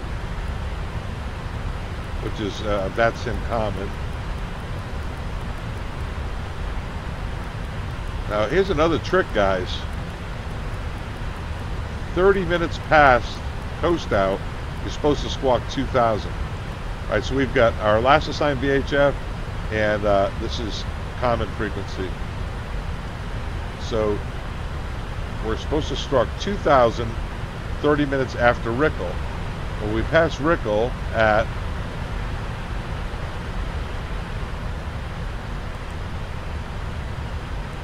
RICL at 54, so that would be 24 at 24. So go to fix.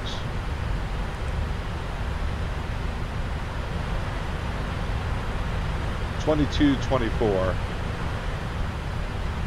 22.24. Now I think JP in the notes 22.24. Oh no, Zulu. 22.24 Zulu. We'll get a reminder. You are now in oceanic airspace. You shall apply a SLOP up to 2 miles to the right. FMC route page 1. Offset, then enter for the 2 right. Click here to acknowledge. So you don't have to. So you can go 0, 1, or 2. Always to the right though. So you go to your route page. Now when you're in VATSIM for the Cross the Pond, there'll be other aircraft out here. Let's go 2 right.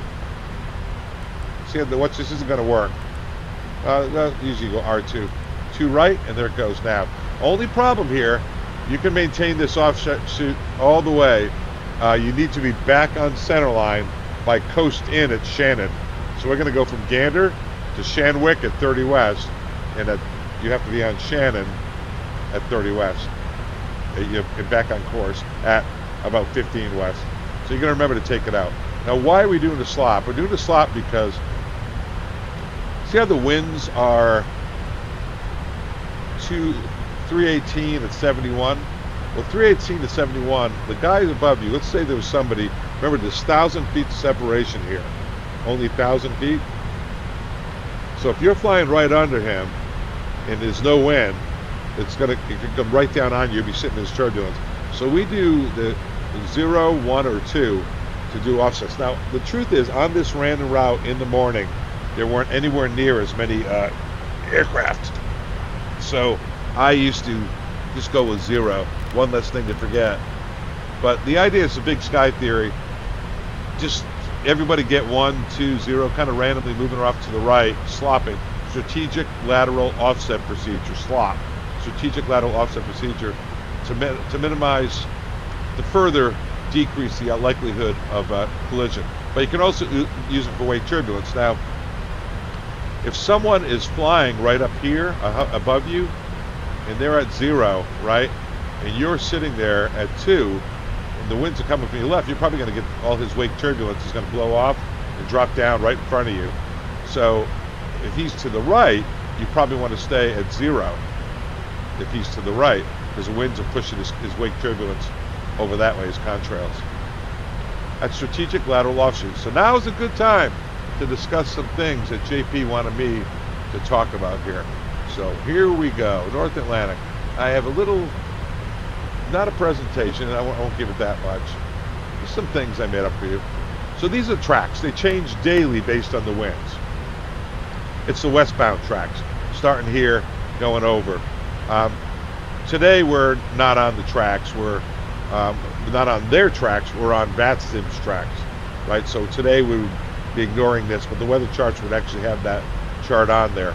And they move these daily for weather and for winds and weather and turbulence. So they might take that whole block and move it down. Now they can have half tracks where it can be, instead of being 30 north and 40 north, it can be 35 north and 40 north. They've made these things called half tracks. You got to be real precise when you do this. This is ETOPS. ETOPS is extended twin operation. So it's when they went to 2-engine aircraft, 76s, flying the North Atlantic. They were coming from 707s, 747s, MD-11s, L-1011s, 4-engine, 3-engine airplanes. When they went to 2, the FAA said, I don't know, world authorities, ICAO, I don't know about this, man. So they said, okay, well, how about if we stay within a viable alternate? So when it started out with the 7.6, they said 120 or something minutes. They would come from Goose, go over Greenland, over Iceland, trying to stay as close as they could to land. Now with these, I think there's up to 320, what is that? That's 5.5 hours from land. Can put you in this area. This white area is where you have entered extended twin operation airspace. You can see that down here, I don't know if you guys can read that. Do this. For 7, you've got to be within 475 miles for 7.6-300, and it's a 0.8. That's based on 0.84 Mach and 300. But that's the North Atlantic twin operation airspace. If you go back in the box, let me show you something. The way we set it up, you might be interested in this. And you might not. You might not. So let's go back to our flight plan.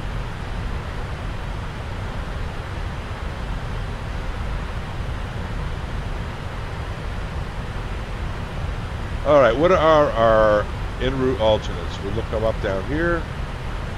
Suitable alternate. It is SJT, I think that's Stevensville and Iceland. You might have another one, Shannon. Stevensville and Iceland. CYJT. So if you come in here to your fixed page and go CYJT,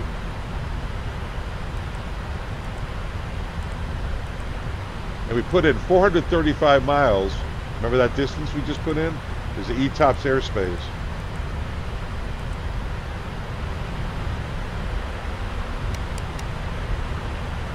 You can see that's where we enter ETOPS right there. We enter ETOPS right there. So somewhere after 50 west. Now what you can also do, you can put in BIKF.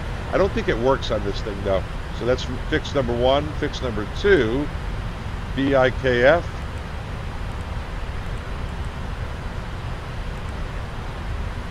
And /435.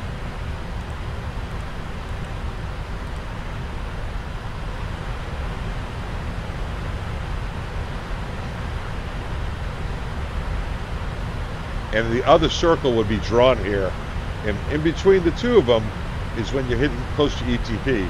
The other way you can figure ETP, you can see that on your flight plan, it's 3 hours and 22 minutes, or 41:54. 3 hours and 22 minutes, 41:54. So 3 hours and 22 minutes. Oh, look at that. Right at 40 west. And 22:54 on the distance. That is amazing. Amazing segment distance. 14:51. 8:51 is the other one. But 3 hours and 22 minutes. So 40 west is our ETP. At 40 west, we'll be going from Stevensville. Instead, we'll be going up to Keflavik. And then the next page would probably be Shannon, is usually what they use. Put in 435. And on your box, you'd have these circles that you can see for a visual reference. But if you use 40 west, you're going to be there at 2300. Go to your fixed page, put in 2300Z. Remember, I had that 2224 for the 30 minutes, and that would be your, on your flight plan, you'd see your ETP written.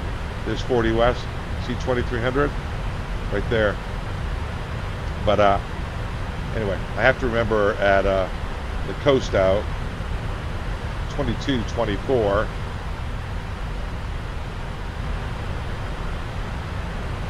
At 2224,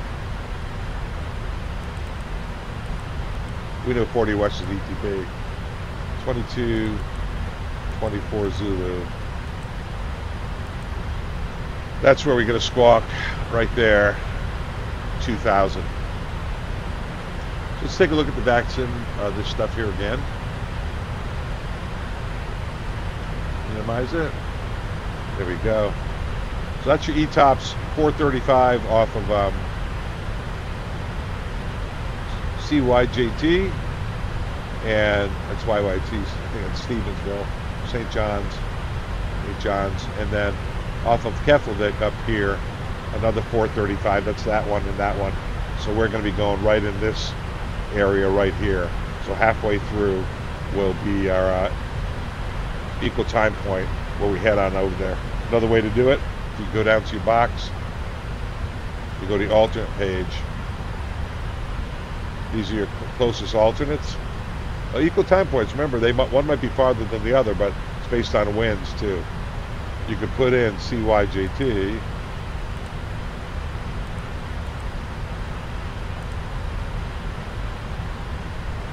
Here it is.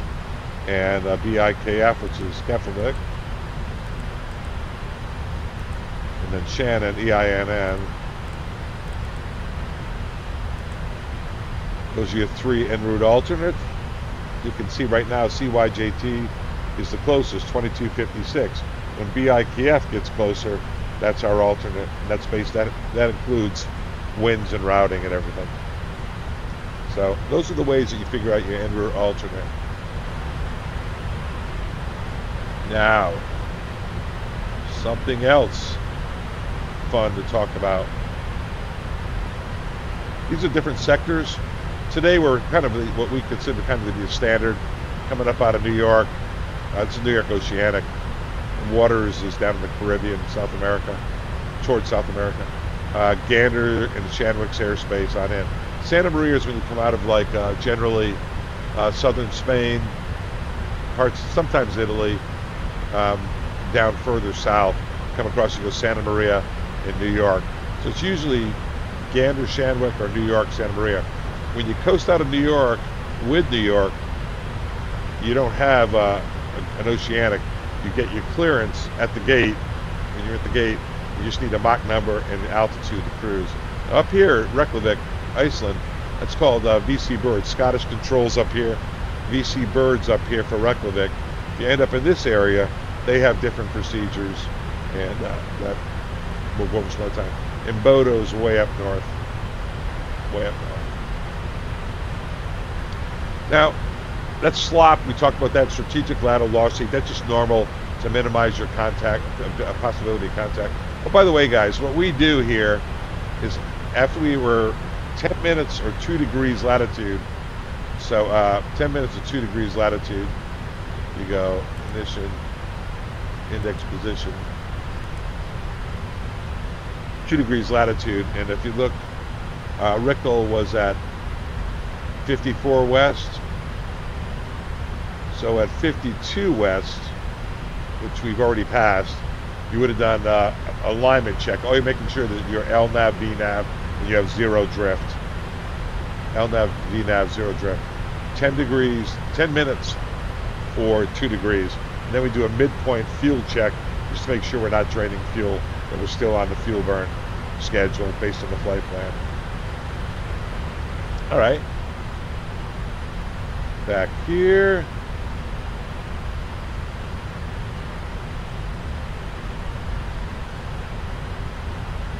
All right, so weather deviations. What do you do for weather in the Caribbean? You can go left or right of course for weather, but you want to be coordinating with ATC prior.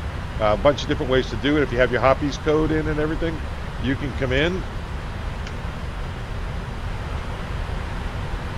and go up here to the com page, flight information.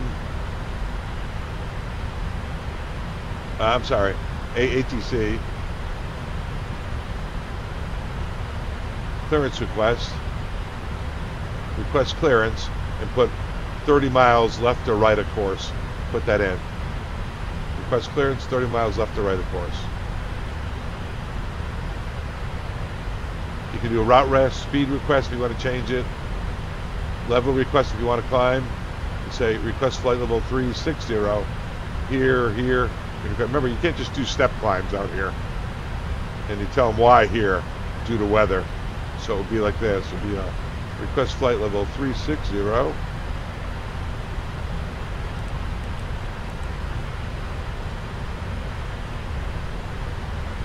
Maybe they want you to do flight level. We'll try that, flight level.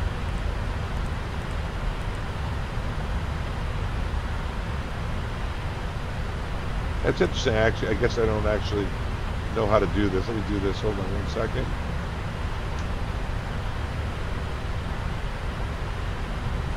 I have to use the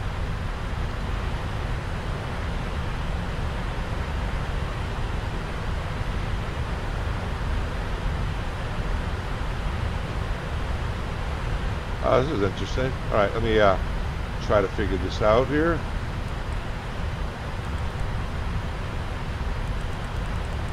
There we go.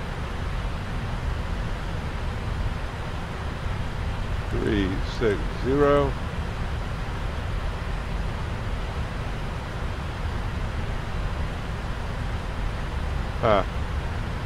Gonna be honest with you, I don't know what I'm doing here.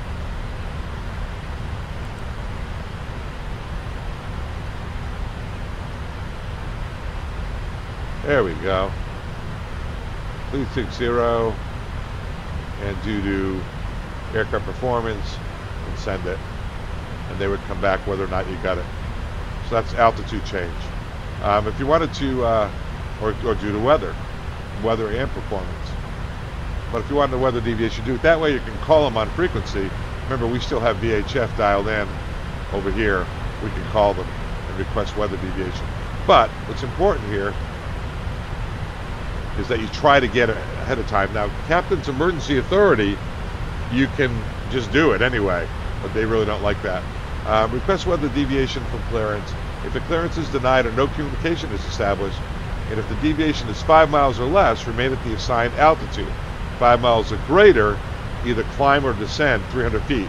Well, which way do you go? We're tracking east, so If we're going to go left to center line and deviate more than 5 miles, and even descend 300 feet. We also would transmit on guard and or common for VATSIM and do that. So we get our clearance from ATC.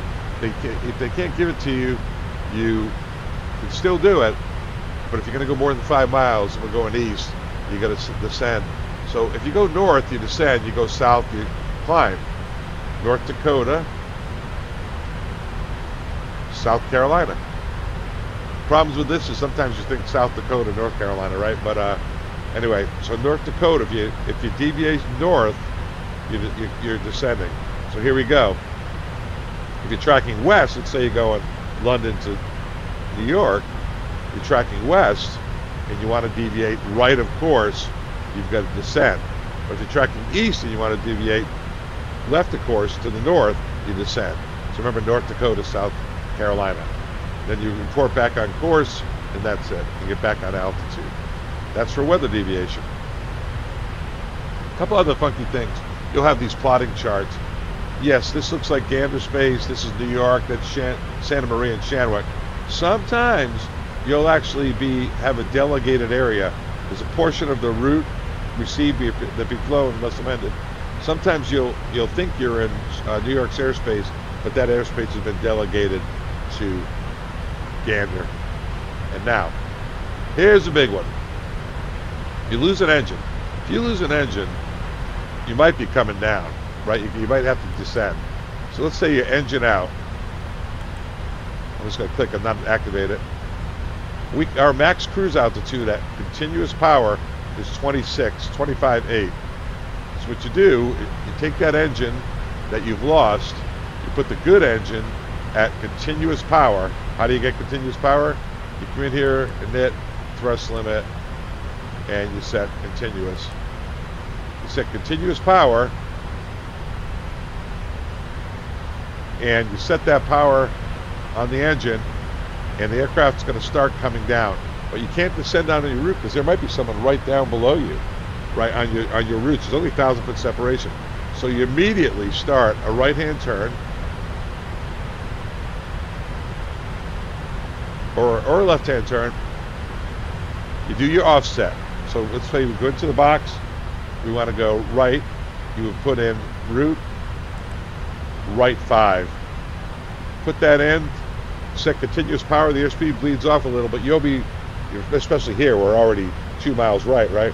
You get to 5, then you descend down below the track. How fast do you go when you descend? Set MCP altitude to 20. Why not? You don't push it yet though, which would make it start descending. So you leave 20. You leave your cruise altitude in there, and you set the MCP to 20, and you do not push it. Whoop. There's a SELCAL. There it is. We're coming up on our 20. Oh, I see. He's saying you're 20 minutes prior. Set at 30 minutes after entry point. Set your squawk to 2,000. Well, that's 30 right down there. Right down there, so we'll set our squawk to 2,000. And there's 50 west. We look at our fuel. 76.2. And let me erase this.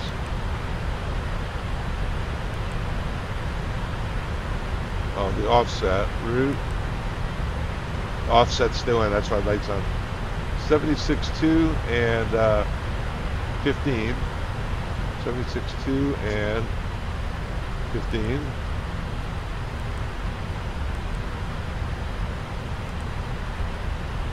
Oh, Prague. 15.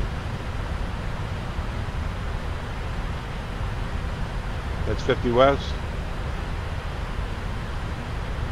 We're supposed to be at 70.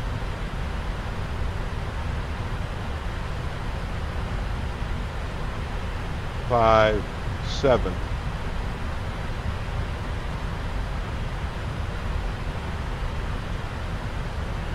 $74.7. Right, that's 5.5, 29, 74.7. We're at 76.2. So we're up 1,500, and we're supposed to be there at 15. And yeah, and we're 4 minutes early. 4 minutes early, and we're up 1,500 pounds. All right, so back to our lesson plan.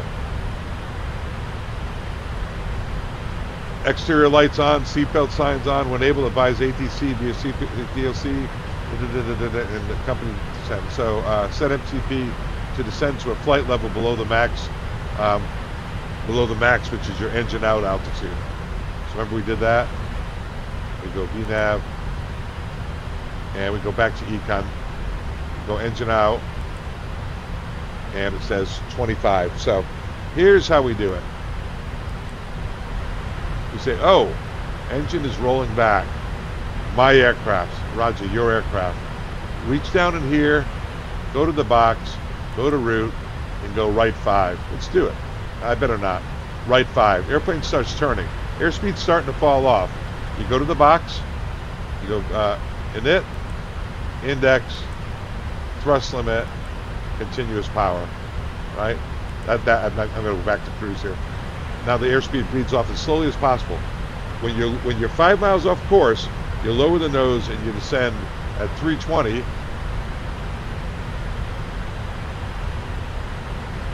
Or 0.84 Mach. That's what you do. Alright, that's it. Exterior lights on, transmit, tell company what you're doing. When you're down below the checks, which is below 29,000, you can go to either clearance received or you can go wherever you want. So in our case, we'd be going back to CYJT. All we do is go legs. If you go to alternate, CYJT, you click here, and you go direct to. So that you got to nav, go in direct to. So let's go back over that. You lose an engine. Your biggest problem is you might hit someone that's below you. So you set the other engine at continuous power, simultaneously right 5 of course, put R5 in, execute it, LNAV takes you 5. When you get 5 of course, you can lower the nose, keep continuous power set, and let the airspeed and descend down below the tracks at level change. Level change, get down below the tracks. Once you're below 29, you can go to 320.84, just set continuous power, set 320 probably, and level change, and that'll just keep you holding your whatever altitude, not level change, but it'll keep you at the highest altitude it can if you set it continuous power with level change set. Wish I could demonstrate that to you without messing up FSiPanel. Be pretty easy to do. Yeah, the right 5. Execute it. You go init, thrust limit, continuous. Set that good engine at continuous. Then RNAV takes you over and gets you onto the 5 miles. Once you're 5 miles off, lower the nose, get down below the tracks. Once you're below the tracks, you go 29. Say you can start leveling it off and let the continuous power bleed your speed, your altitude down, and level change at continuous power. Just go level change at continuous power, and you can head towards your alternate, which our case was CYJT. You can actually activate that off the alternate page. But simultaneously, you're making a PA, telling the company, telling the people, telling the flight attendants, kind of briefing everyone up. All right, next big thing that's coming up here, guys, is 30 West. At 30 West, we're going to contact, let's get a step climb in here. 30 West, we're going to contact Shanwick, Oceanic, on a new VHF rig. So that's a ways to go. Let me see here. 30 West. 30 West is at 38, so 23:28. 23:28. Present time is, so about an hour. 23:28.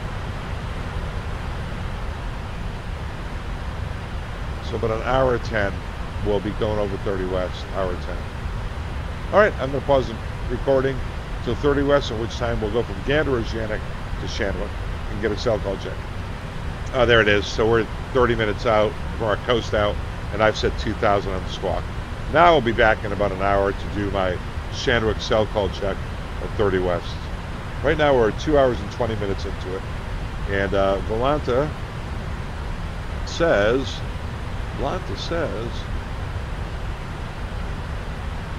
there we are. Right there. And that we have 3 hours and 20 minutes to go. And we're going to land at 6:22 East Coast time. Alright guys, see you in a minute. Alright guys, I'm back for just a minute. Let's see. So we've been airborne for 3 hours and 22 minutes. We have 2 hours and 31 minutes remaining. The only thing we went over weather deviations, strategic lateral offset procedures, SLOP, and we went over engine failure procedures. But what about medical procedures? There are certain times when you are required by regulation to divert. One of them is a loss of consciousness, where you can't get their consciousness back. They could pass out, but if you can revive them and they're awake, you don't have to divert necessarily after you consult with the physicians on call. Other is uncontrollable bleeding, and the other one is childbirth if someone is delivering a baby. There might be one more in there. We have a thing called physician on call.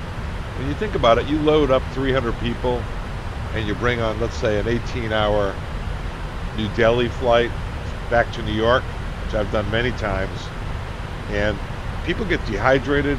Some are in there. There's some people who are not in great health.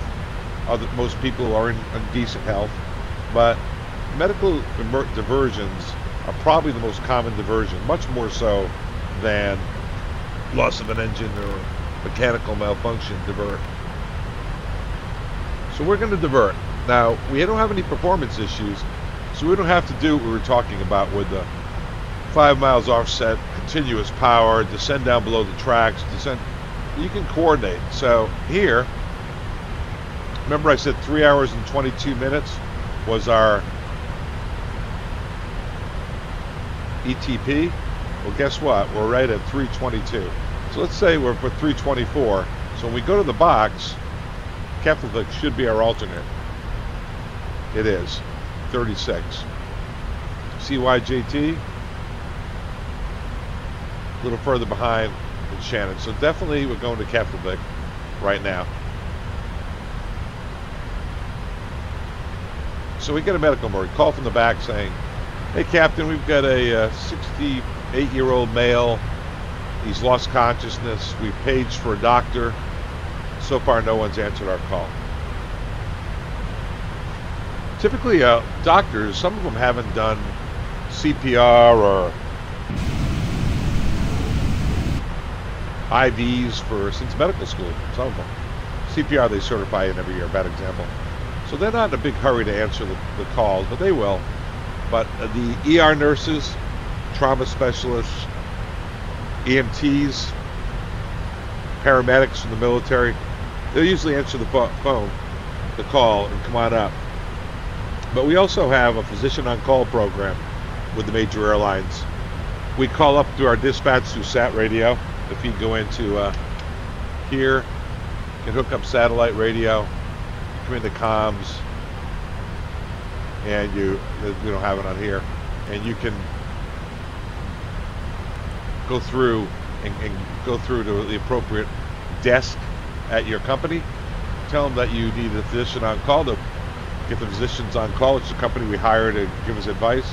They'll ask for the symptoms. When you call them, you better be ready because they're going to want seat numbers, age of the person, symptoms, everything. The best thing you can do is put them on the phone with the flight attendant or the medical personnel that has responded to the call, and they can discuss whether or not they want to divert. Now, still the decision to divert would be between the captain and the dispatcher, mostly the captain. Maybe we don't want to go to Iceland. Maybe the winds are picked up and the weather's bad.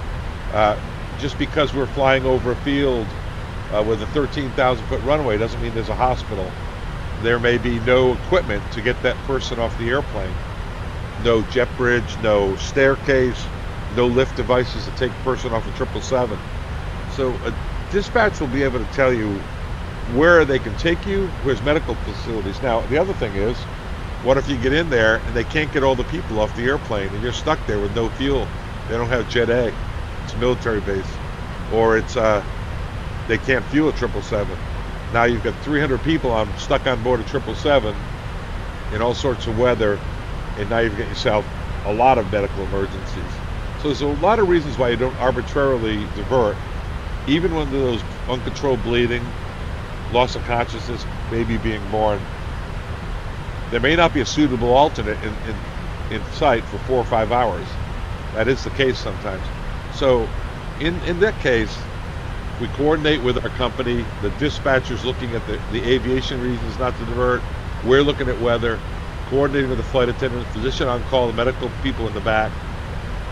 Now, they may come back and say, as a matter of fact, FSiPanel has a cool Delta flight, LaGuardia to Atlanta, that diverts into Washington, D.C., spoiler alert, for medical emergency. And the doctor's advice was, hey, if you can get this person on the ground in 25 minutes, they'll live, otherwise you're going to lose them. So, but we're never going to jeopardize the airplane just for one person. Basically, the safety of everyone is at stake.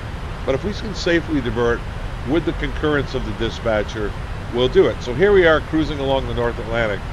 We're not going to do and deviate from the track and climb and descend and idle speed brakes and we're going to get clearance.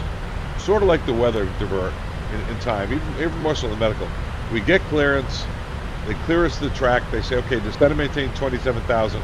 Upon reaching 27,000, let's say, you're cleared direct to the Azores or Keflavik or whatever, Shannon. So it's not a big emergency, but that's a little bit about a medical emergency. Now, I'm talking about 30 West, that's when we change over into Shanwick's airspace, if you remember.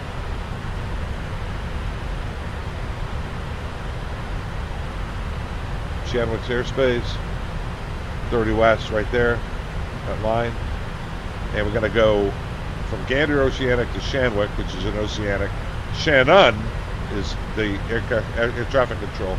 But 30 West will check in, we'll get a CPDLC message, here's your frequency, and we'll check in.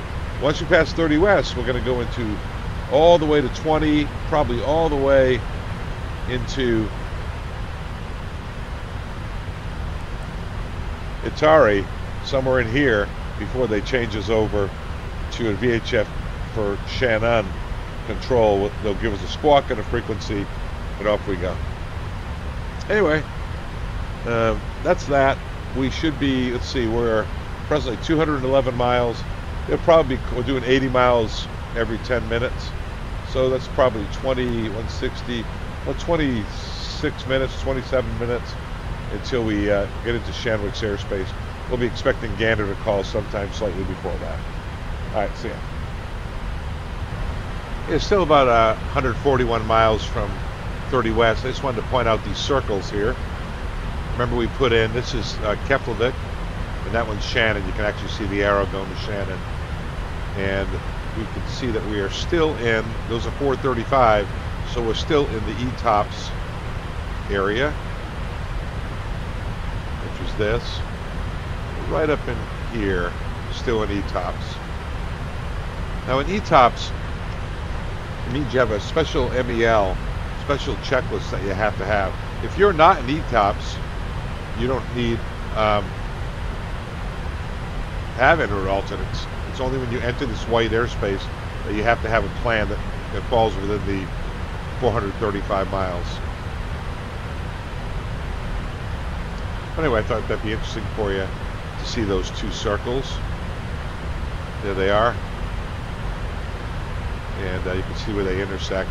But we're right about here. It looks like 20 West will enter, will no longer be in ETOPS. So we won't need an en-route alternate because we'll be inside of that 435 miles. Okay, I expect to get a message from Gander with a Shanwick frequency and a squawk. Oh, probably in the next 10 minutes, about 40 miles out. I'll bring you back just so you can hear this frequency change. I would expect it's coming over real soon.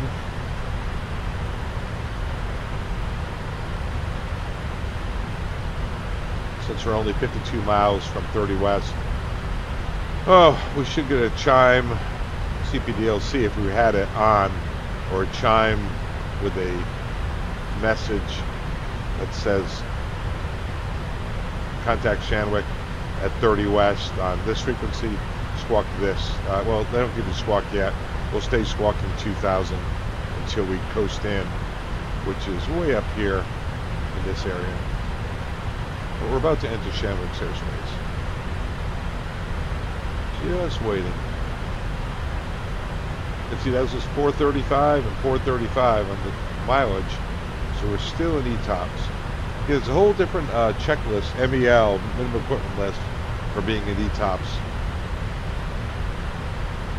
that you have to have. It's a little more conservative naturally because you're out there with just 2 engines.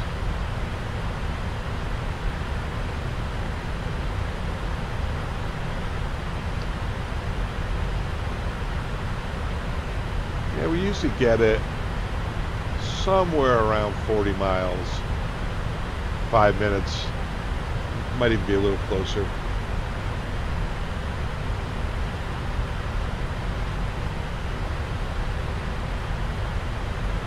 What time is it here? 4:11.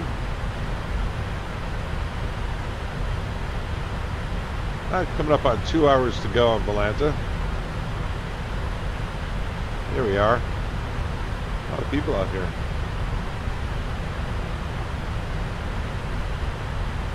Who's this? Going to Minneapolis, probably North Delta. A221 from Amsterdam to JFK.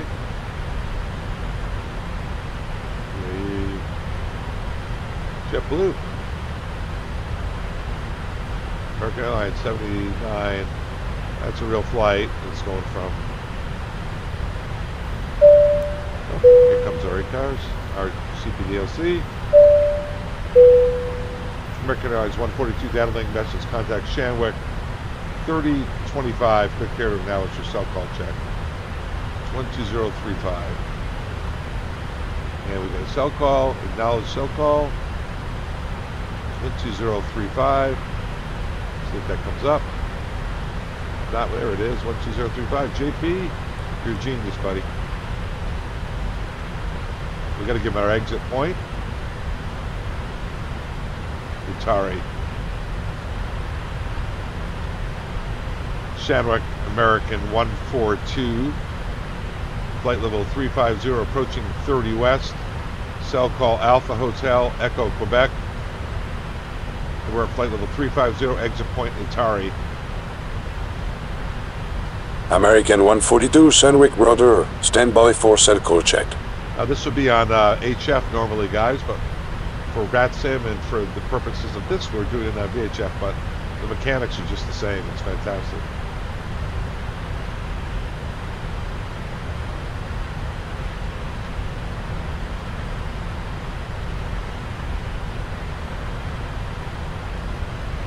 Waiting on our SELCAL check.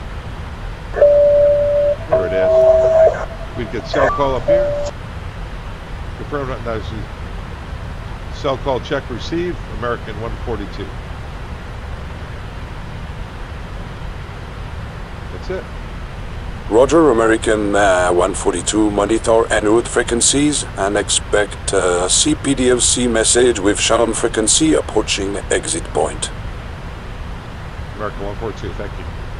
All right, can't get any better than that. Great job, JP. So he took a lot of the information and off all the everything, and really has made this a great training aid, in my opinion. Fantastic training aid. Guys, just study this. You know how to do this flight, and you study the cross the pond information. Watch the video, you'll be ready to go. Absolutely. Really understand your bases that you're going at, what gate you're going to be at. Get your clock synced up, get in there nice and early. Do not miss your wheels up time. going to be calling for clearance 25 to 30 minutes prior. I'd be ready to go that early. I would. Sometimes they'll get you right out, and off you can go.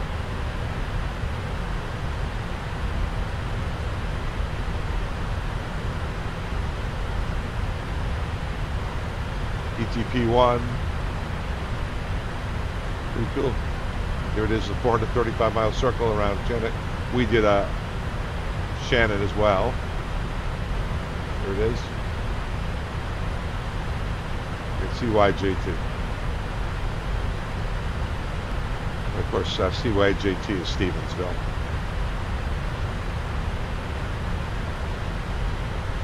Now we do have a slop in here, guys.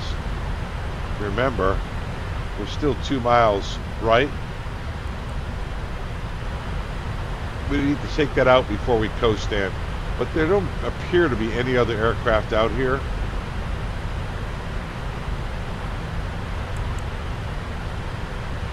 At least I don't see them. I'm going to take the slop out while I'm thinking about it. One less thing to forget.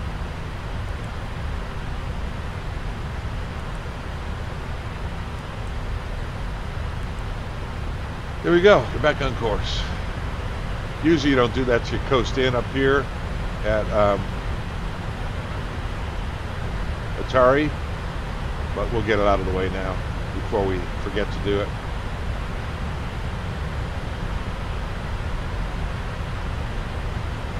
Here we go. 1.5 miles. Beautiful. All right, I'll be back now. Our next point's going to probably, they're not going to coast us in until up near Atari. I'll come back about 20 west, which is 40 minutes. I'll be back in 40 minutes. Okay, took a little break, and I'm not sure when this came up, but tip, please change, as a tip, please change your weather preset now to part 2 for the arrival in London. Just do that.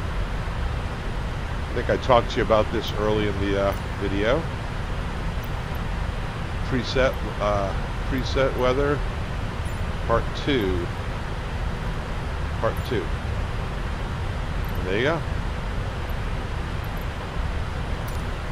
All set. And that came up, let's see, the 4:15 mark. 4:15 into the video.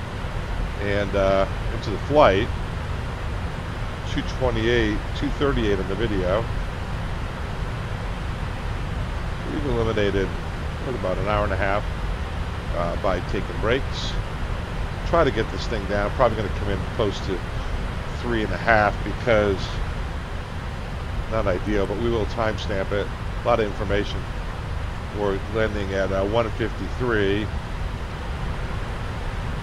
The present time is here, so that's about an hour 53. So we land this says hour 36. Hour 36. Okay, we'll come back up. Here we're coming up on 20 west, it's about 130 miles. They usually don't change you over to Shannon from Shanwick until after 20 west. They'll say approaching Atari, contact Shannon on this Squawk such and such. Usually you'll get a message with that. You just acknowledge it. In the real airplane, acknowledging is accept right here. Cancel, accept. You just accept it. To reject it, I never have, but you accept it. So they'll say, approaching Atari, you'll get a CPDLC message. In this case, we'll have a fake CPDLC message. We'll accept it, but you will get one if you are working the Hoppy sim brief stuff with CPDLC on the 777. A lot of the aircraft have it. I know the TFDi MD-11 has it as well. Several aircraft have it. Anyway, this stuff is great. So it's a good time to come back here. 80 miles a minute, so that's 15 minutes. And then Atari is another 25 minutes, well, 21 minutes. So I'll come back in about 20 minutes. And we'll keep this short. Shorter than full length, right? All right, I'm expecting that frequency change pretty soon over to Shannon instead of Shanwick, right? Here we are. That's us, active, coming up on Ireland. Irish Sea, on into Heathrow. Right now from Atari, which is usually where they give us, usually about 40 miles out, they'll give us a frequency for Shannon with the Squawk. When we check in, we're going to tell them that we're checking in with, and give them our Squawk that we have set. So I'm expecting it any minute. We are presently 4:45 into the flight. And we have an hour to go. Hour 8 to landing. We're at 35,000 feet. Sometimes they ask if you want a higher altitude when you come in here.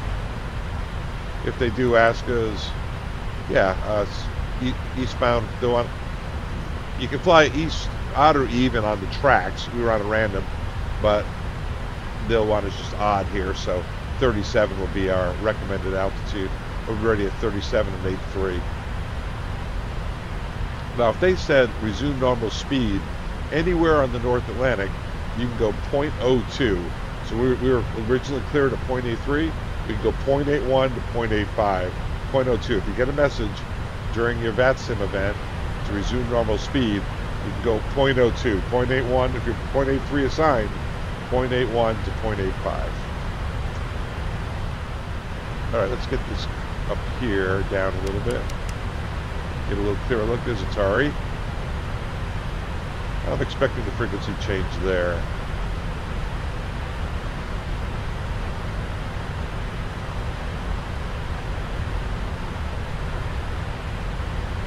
But I don't know. First time I've flown this.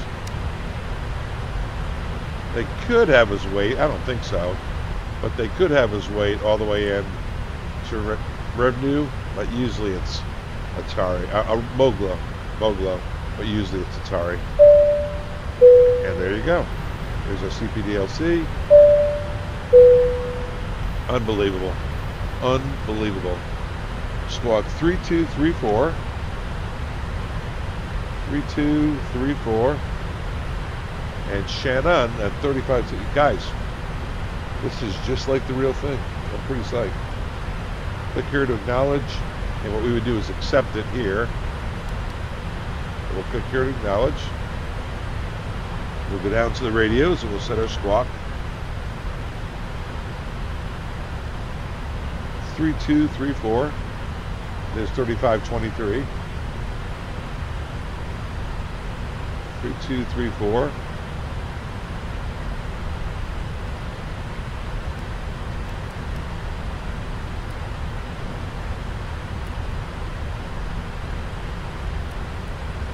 Three, 2, 3, 4.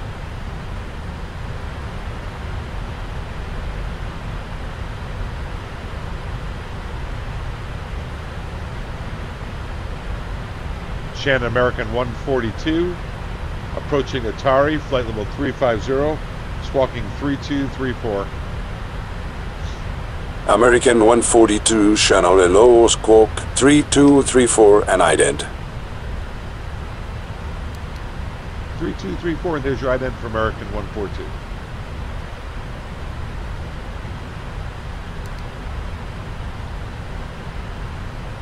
You should say radar contact.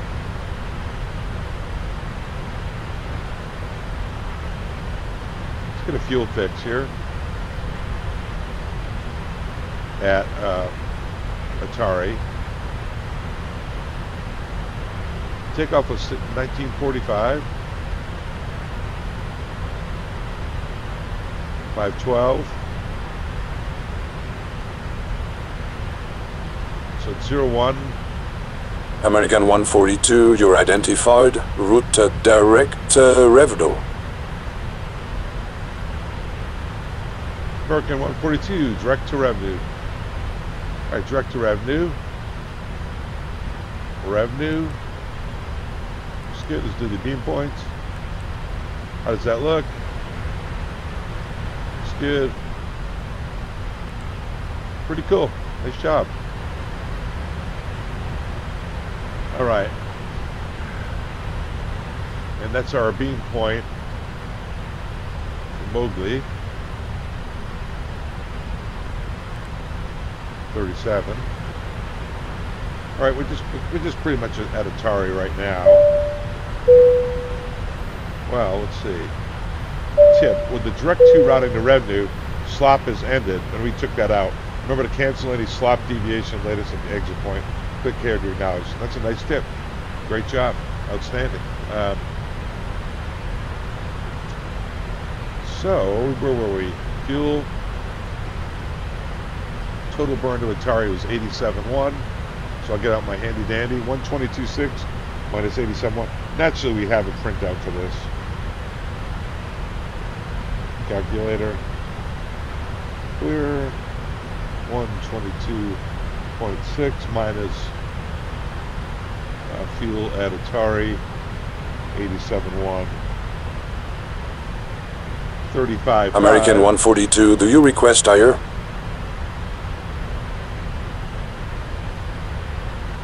Affirmative. Flight level 370 for American 142. Roger, American 142. Climb and maintain flight level 370. Climb and maintain flight level 370 for American 142. Man, that is just unbelievable. That's exactly what they do. Really cool.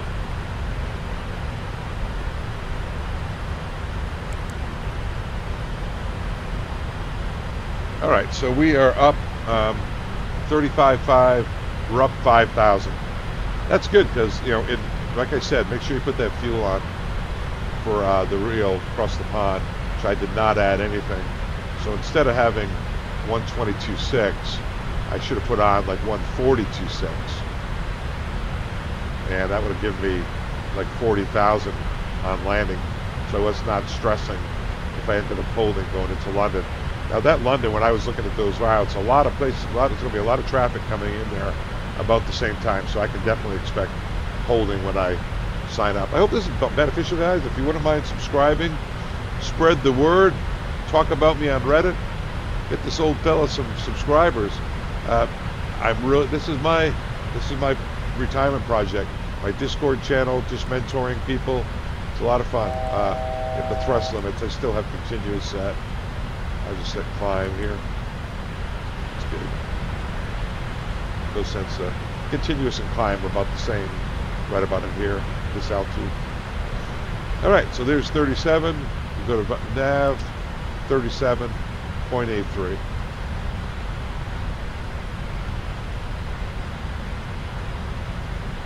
All right, let's look at the arrival. We'll go in here. Start talking about our London stuff. We really have less than an hour to go. First of all, let's go to 2345. Kind of far out to hear the ATIS. Let's go to comp 2. 2345. It's good. Bring it over. We might pick it up. I doubt it though. QNH 1016. Transition level flight level 70. Taxiway Kilo closed. Acknowledge received Heathrow information Mike. Mike. This is Heathrow information Mike. Runway in use 27 left and 27 right. Landing runway 27 left. ILS approach. Departure runway 27 right. Surface wind 270. 15 knots. Visibility 8 kilometers. Showers of rain. Clouds scattered 3,000 feet. Broken 5,000 feet. Temperature 18. Dew point 16. QNH 1016. Transition level flight level 70. Taxiway Kilo closed. Acknowledge received Heathrow information Mike. All right, information Mike. Get that back on. In real life, we'd have 21.5 here, but we'll just leave a comment for VATSIM, simulating the VATSIM arrival. All right, so ILS 27 left, Kilo's closed, 8 miles, 3,000 scattered, 5,000 broken, 18 degrees, 1016. Transition level is flight level 70, so you can come up here, go to VNAV, descent, forecast, transition level, make sure that's correct. 70. Remember, don't update the winds. We got the weather 2 back in there. That's cool. So that worked pretty good. This is one fantastic job by JP. Honestly, it's incredible. I'm super impressed for a guy who's flown this a lot. Where were we? So Navigraph, Heathrow. We talked about one thing. Let me get rid of some things over here just to clean this up a bit. JFK, taxi. Get rid of that one.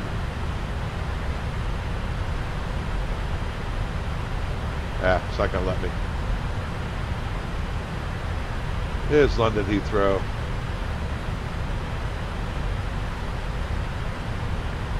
And we said we were going into gate 317. I think it was right up in here. Hardest part of the flight, right? 307 right at the end.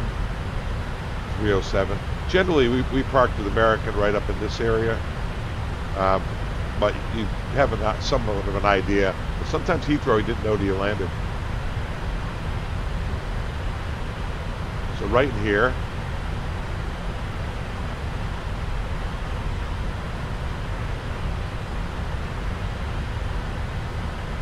12,000 foot of runway, displays threshold. I would guess it's going to be one short taxi in, probably right here. Real short taxi. Let the flight attendants know it's going to be a short taxi. Check the arrival. Nugra 1 Hotel to the ILS 27 left. Star.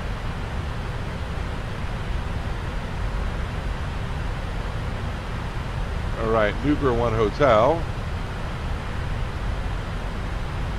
Airport elevation is 83. Descent planning, Nugra 1 Hotel. 20 by Tobit. Let's go in here.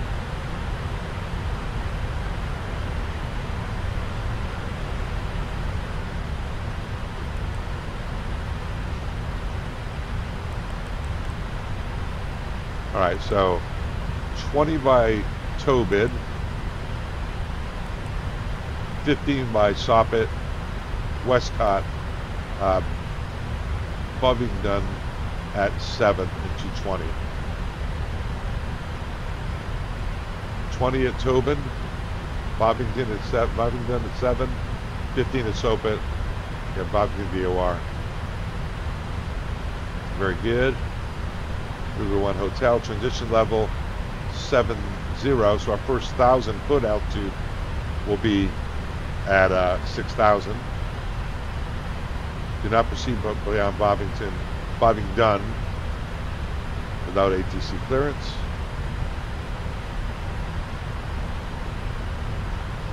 This is our route of flight. Nugra, hot lead, we got that. Tobit at 20, we checked that. Soppet at 15. Westcott max 220, which is what we have on our box. Westcott, no, we don't. We don't have that on there. So the way you put that in, see how it says 12.4 there?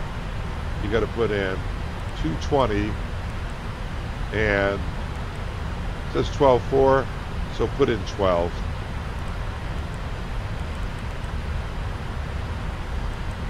220 and 12. That'll get that right. Westcott max 220. Then Bovingdon, and then the arrival.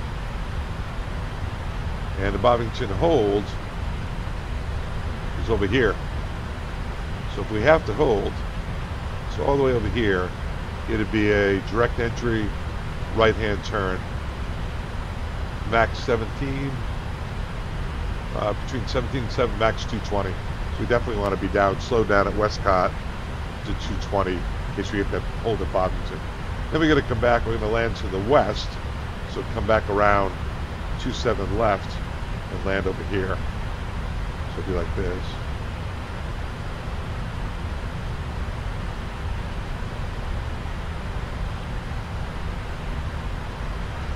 Okay, and the approach, ILS 27 left.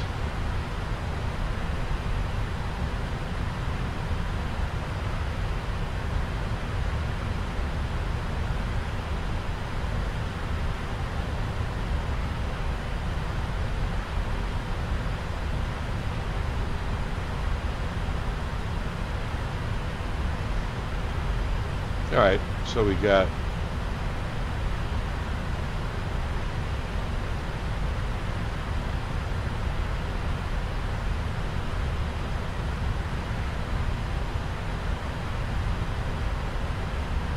(11-3), ILS DME 27 left UK, Heathrow 21 June 24, 1095 and 269. 1095, 269 is in there. It's not tuned obviously yet. You got, with Heathrow, you got a constant rate descent. They'll give you, let's say, 24 miles from the field, and you descend about 6,000 pounds per minute, 6,000 feet per minute, 600 feet per minute. Let me show you a trick here. If you go and put on approach here, when you're on base leg, you'll have a good glide slope. You're going to be on base, and it's a 210 on downwind, 180 on base, 160 till 4 DME. 210 on downwind, 180 on base, 160 to 4 DME, and then 185 on the missed approach. If you go missed approach, and we're going down to 200, which is 277.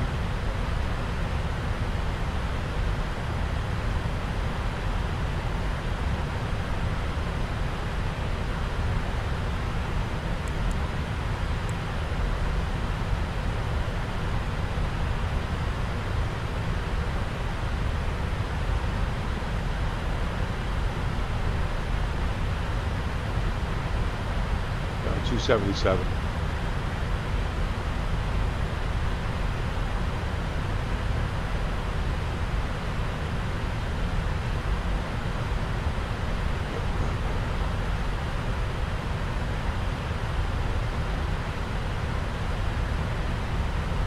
.277, 1016 will be the altimeter.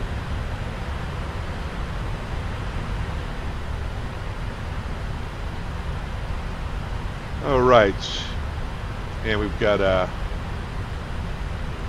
Pappies on the left side, Pearls auto lighting, got plenty of visibility, plenty of runway.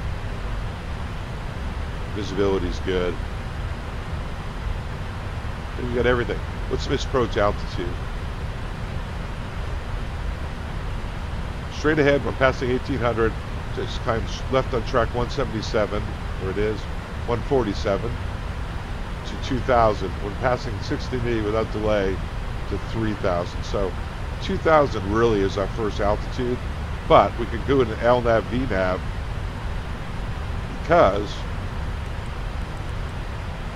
if you do that, the mist, it's going to do 2000 there, 3000. So we can put 3000 in the window and make sure we're LNAV, VNAV on the missed approach. And then we talk about after landing. Let's do our EFB here. Landing en route. Runway 27. Now keep in mind the weather isn't correct. Port aircraft detail, auto brakes 3. That's fine. Port the weather. Fine. The altimeter is actually 1016, which is a little higher than that. It's like 3000.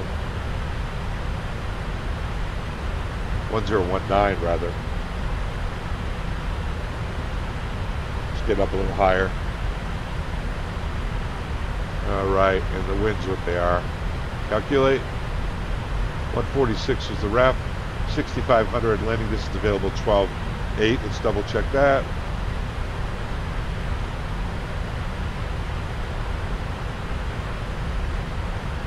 27 left, loading distance available. 10-7. Really with the displaced threshold on the glide slope. On the glide slope.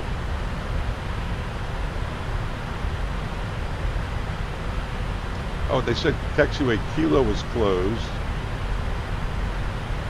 Kilo. Where is Kilo? H-I-J-K, oh, Kilo. Over here, that'll come into play if they put us on. Nah, not really. First of all, you guys know I messed that up, right? 27 left. We'll probably get off here November 6th. Bravo. 27 left, it's embarrassing. So this way it's Kilo is closed. That won't be a factor for on 27 right. Yeah, I would guess there's no displaced threshold on 27 left. So that's where that came from. Woo! Public briefings are humiliating. Oh, we briefed the arrival. We briefed the approach. We briefed the possibility of holding. Briefed the landing. We briefed the gate. We got the landing data. Let's do checklist. 146. Flaps 30. 143, that's fine. For 508 landing weight.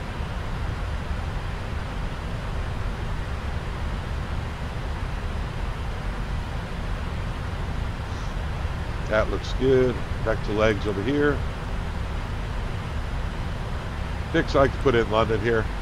Let's clear this fix out. Clear out that fix.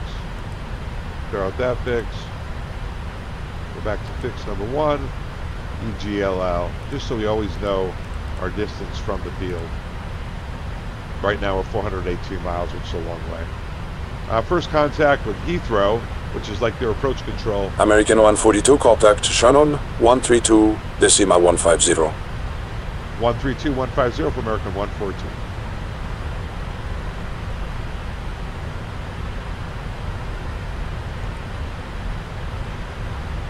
Shannon, American 142 at flight level 370. American 142, Shannon identified. Proceed direct to Bochum. Direct to Bochum, American 142. Legs, Bochum. How's that look? Looks good. Execute. LNAV. LNAV. Looking good. Get our heading slewed up here.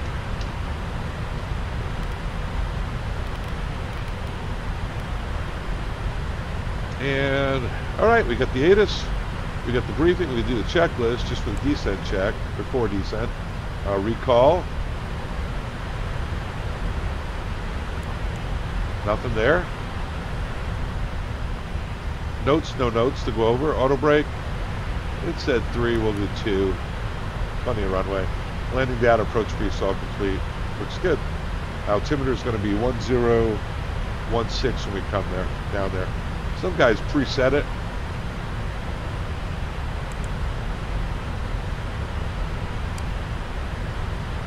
They go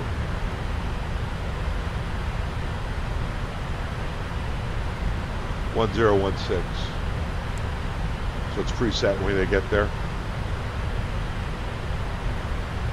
Okay, when are we going to start our descent?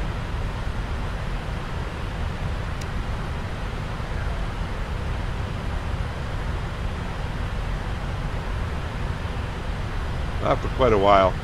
So I'm going to go, let me get rid of some of this stuff here so we can see where we're going, right? I'll get rid of stations, airports, and I'll decrease the range. Way up here, that's about 30 minutes till we start our descent. So I think I will come back in around 20 minutes. See ya. I don't think we can see anything outside.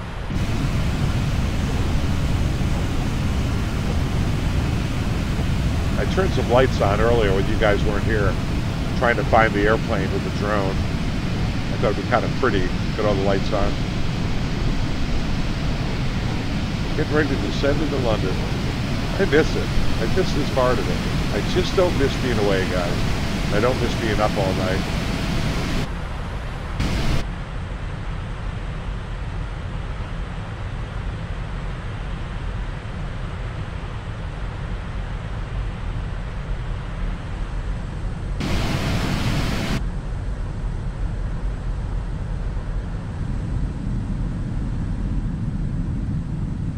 Man, you guys are smart.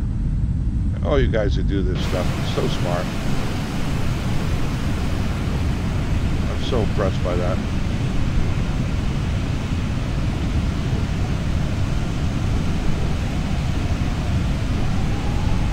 All right, I'll be back.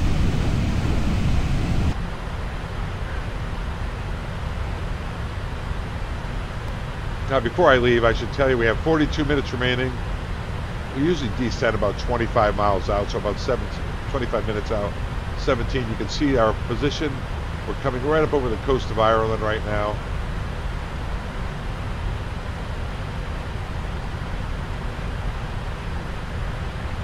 Here we are, we've got the direct routing going on. Irish Sea. Come up over Chester. A330, Dublin to Heathrow. 737.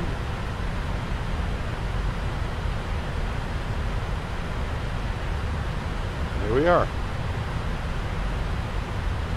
Okay. See you in a minute. You know, looking at Volanta, our next anticipated turn, we are with Shannon now, which is like the Irish Air Traffic Control. And London will be somewhere in here. Obviously, perhaps north of Dublin, city I've been to many times. Loved it. And we'll probably London Control is somewhere in here. And we'll do London Control, get to Heathrow, which is like approach control, tower, ground, on into the gate 307. That's a plan. I just love this stuff, man. I can go one even better here on Navigraph. We're approaching the shore right in this area. There you go.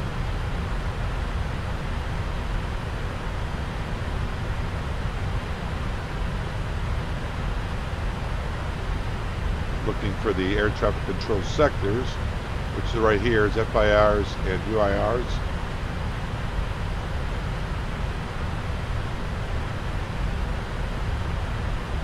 There we go. London. So it's at Boreham. Boreham is London. We can put that in our box. Select.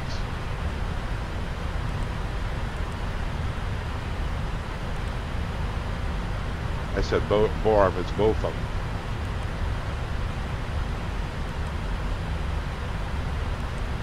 Leading failed reading, right?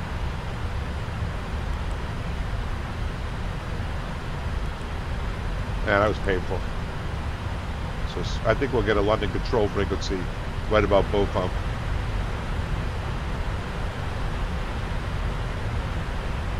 There it is.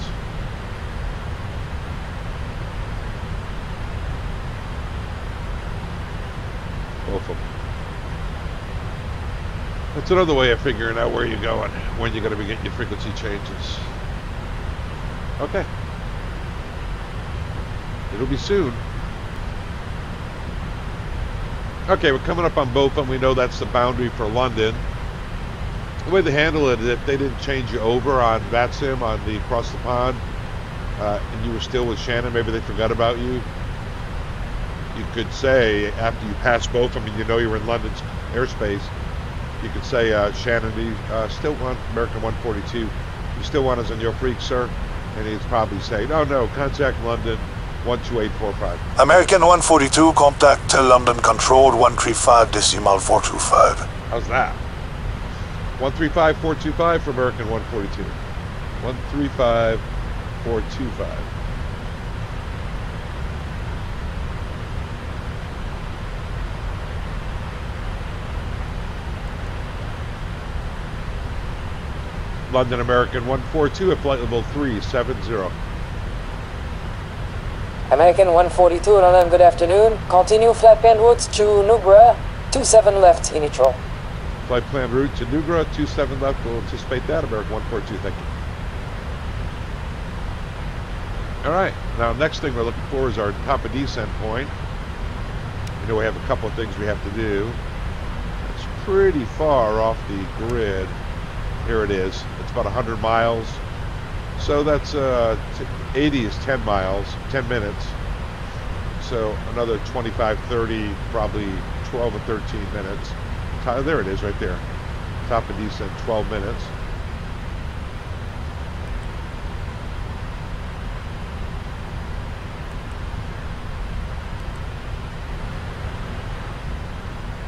Vertical nav, descent,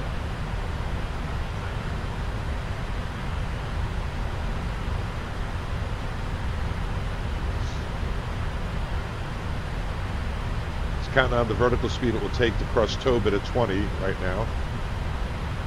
We started down now.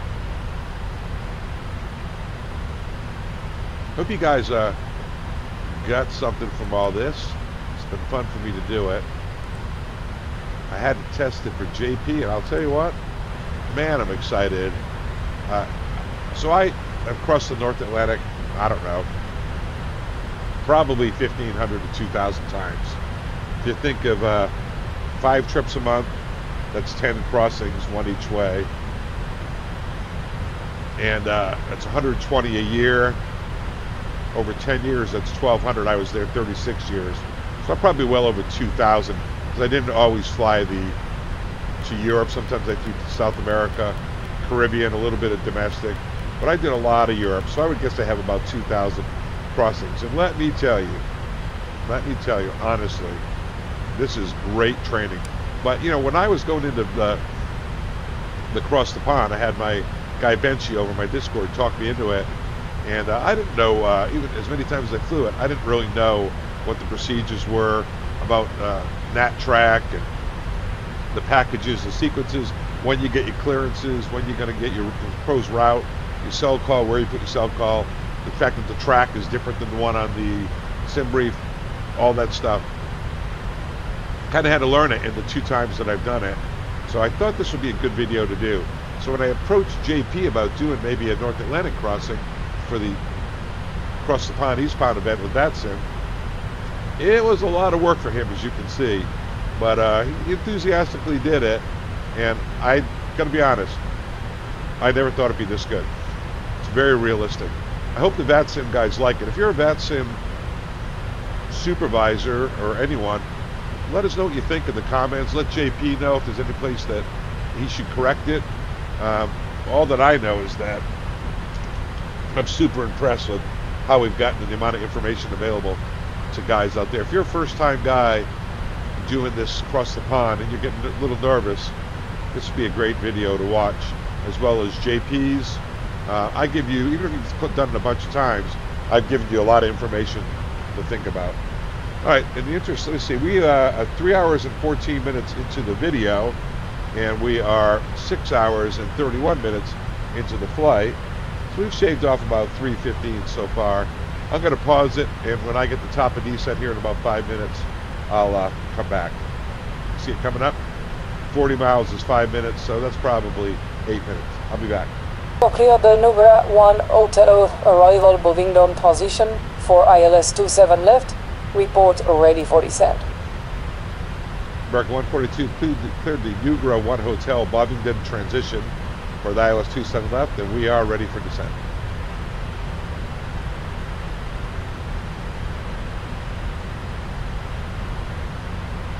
American 142 is ready for descent.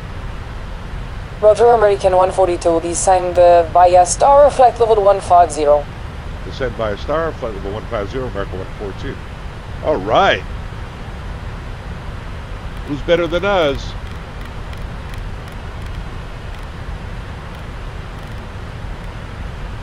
$150. Here's our top of descent right there.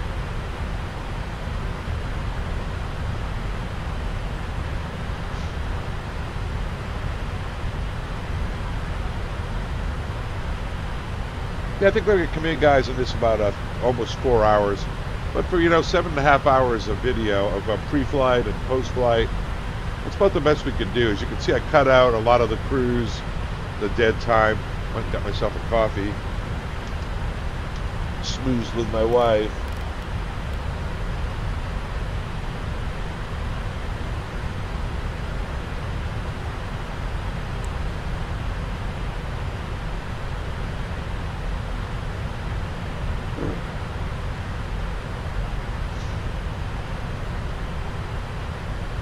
.150 is set. 150 is in the window. What do we got on the descent speed? I didn't check that. 0.82 to 272. That's fine. We'll do that. That's a slow descent, but we've got a lot of slow speeds going in because really we're only about 140 miles as the crow flies.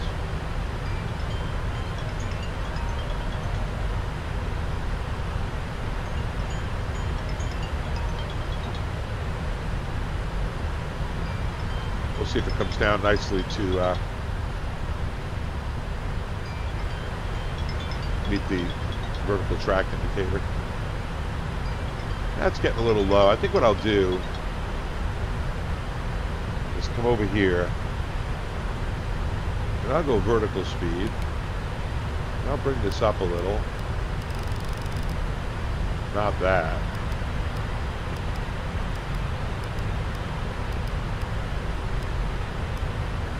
I just descend to 500 feet per minute. And when I get on the vertical track indicator, I'll go back to VNAV. Should be coming down momentarily.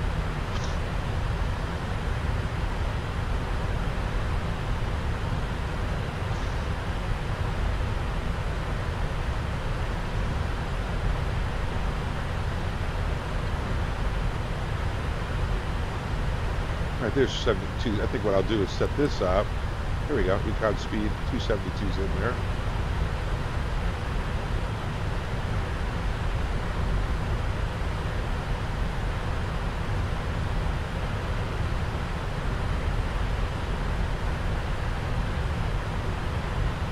Here it comes. Should get path out of this.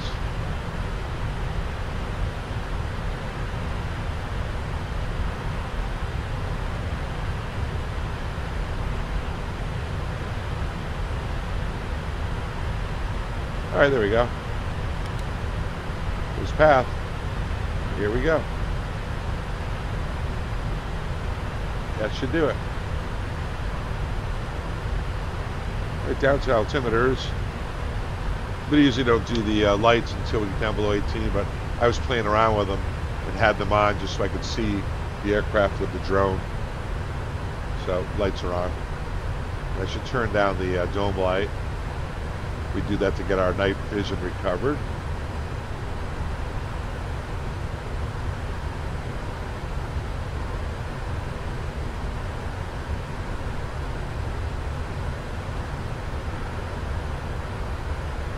Here we go, right on the VTI.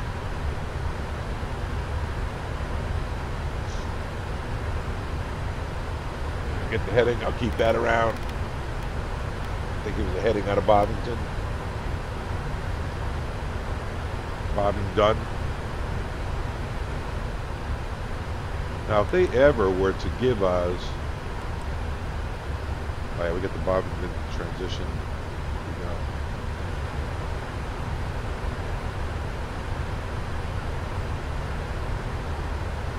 Coming in. What does the box think we're going to land at? It thinks we're going to land at 50, and the present time is 26, so 24 minutes. We're supposed to land with 18, we're going to land with closer to 22, so that's good. If you notice that I have a cold, I do. I have a cold. Apologize. Probably seems to you, for those of you who follow me, that I had a cold not too long ago. Well, that's true too. That's what happens when you visit your little grandkids all the time. They're walking lab dishes, biological petri dishes.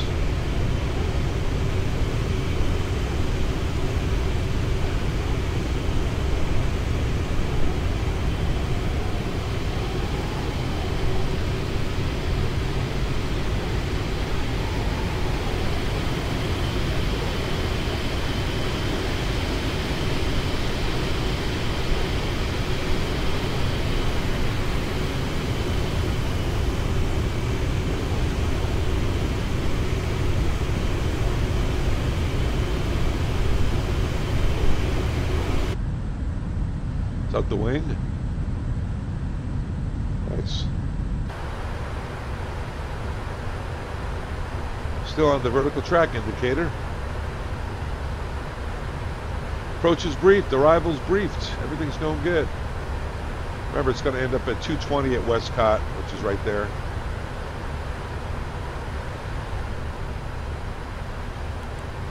We've got Tobit at 20, Sopit at 15, Westcott at 12 and 220, and then Bovingdon at 7. And then we'll track outbound. And if they clear us for the arrival from Bovingdon to transition, it'll be LNAV VNAV, which they usually don't. They usually vector you in.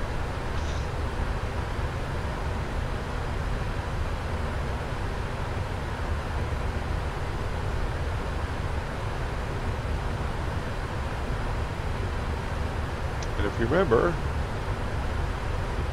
probably clear November 6th, Bravo on in for 307.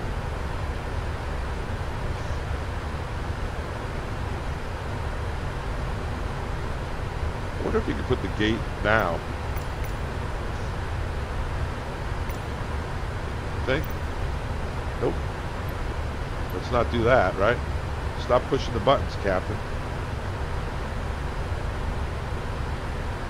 Scaring the FO.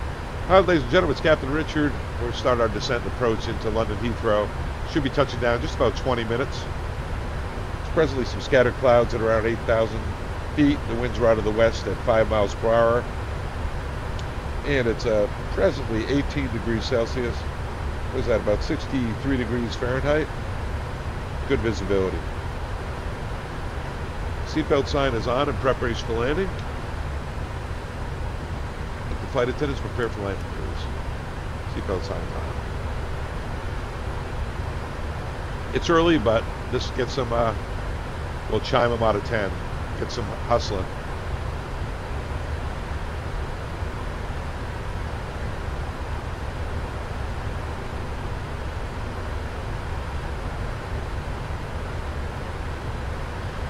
Beautiful.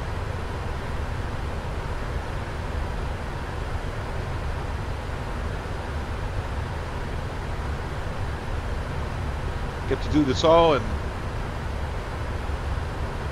on the 19th in 12 days. Do it all over again. Out of Newark this time. Newark to London. What did I pick? United Flight 154. Flight level, I think this told them 350. Yeah, you definitely don't want to pick an altitude. Bring plenty of gas and don't pick an altitude that it's going to be marginal. Would not make them happy if you couldn't make that planned altitude, because it's pretty tight the way they vector you on those North Atlantic routes. In the VATSIM, across the pond, the ATC wouldn't care in real life. And once in a while, you got to watch dispatch. They will file you right at your max altitude, way too early. None of us like going there. If you take a look at the altitudes of the max,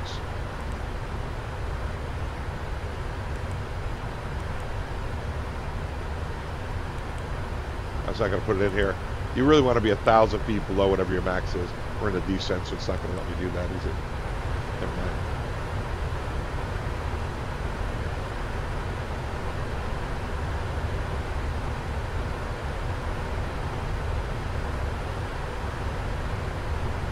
Remember, 7,000 is off transition level. And just in case you missed it,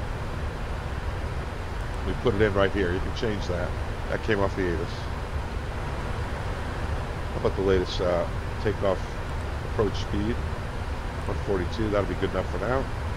Leave that in there.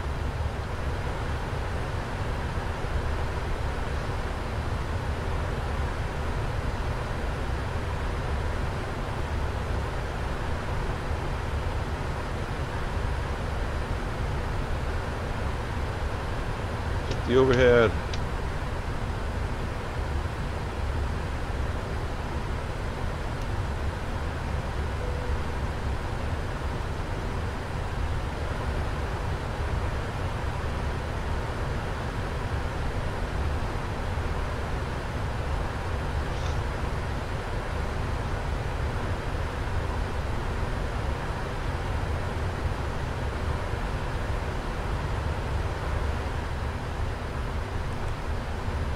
Yeah, that Westcott is our first speed of 220.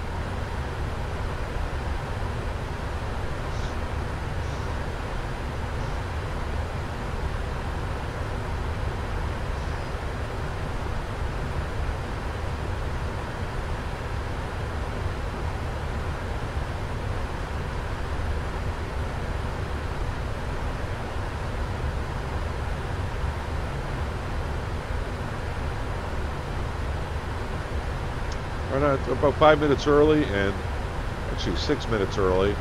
We're up around now 6,000. Pretty good.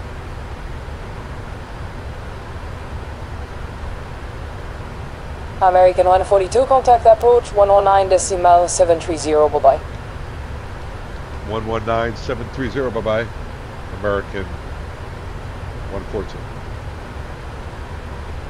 But this is approach, it's really Heathrow, and contact Heathrow, and we want to give them the Boeing 777-300 information mic. Heathrow, American 142, Boeing 777-300 information mic. We're passing flight level 180 for flight level on the arrival, flight level 150.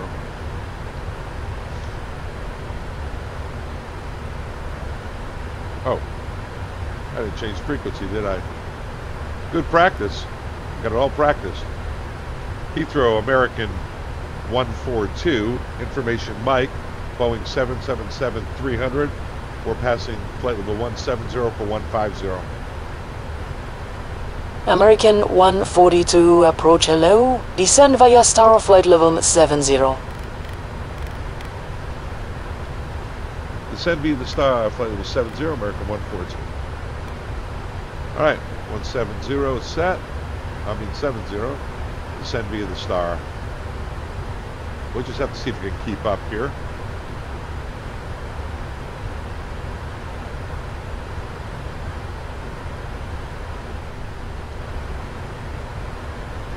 Yeah, it's probably going to have to help it a little with speed brake. It's having trouble slowing down.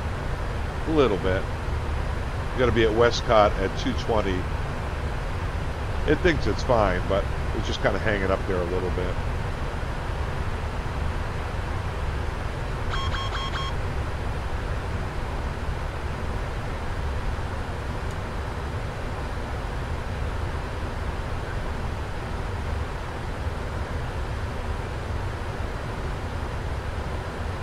All right, Westcott's at 10. I'm going to go ahead and bring this back to 220.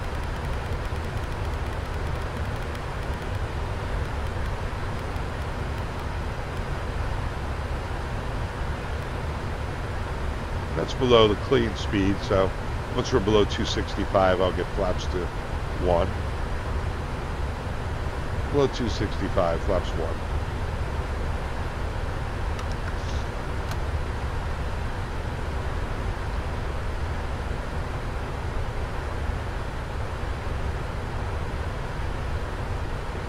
I'm going to arm the speed brake, spoilers rather. Speed brakes are armed.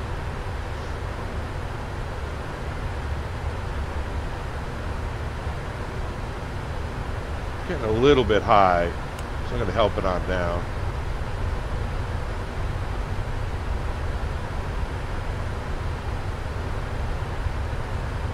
Speed below 245, we'll go flaps 5, help it even a little more.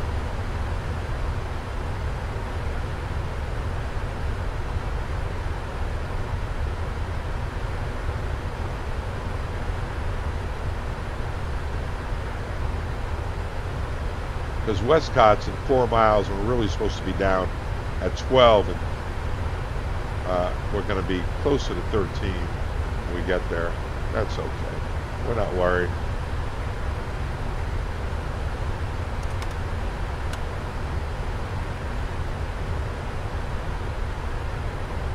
There we go. 1.8 miles to go. I brought flaps to 15 to get some more slats out. See, it's coming up nicely. 1 mile to go, 1,000 feet. Going to be at 12.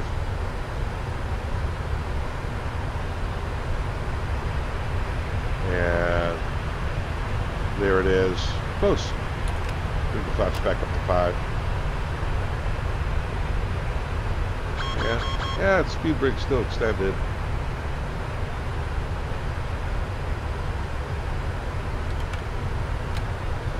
Bovingdon was supposed to be down at 7.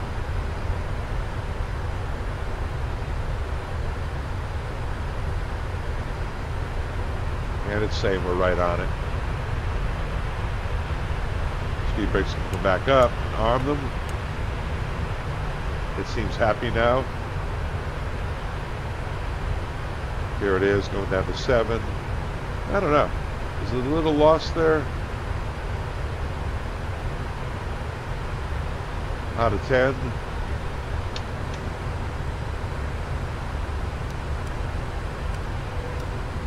Flight attendants prepare for landing. It's the real one.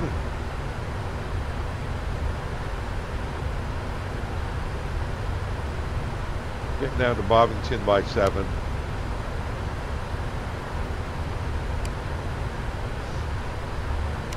You can see the banana says we'll be there, right there. 220 and 7. Yeah, my code's starting to really kick in.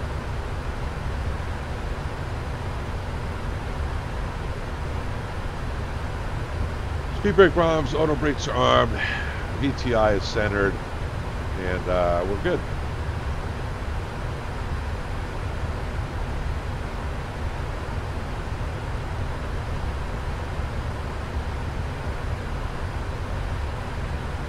Seven is our transition level, so on the descent. So once we're clear down to 6, we'll be able to set in 1016 on the altimeters.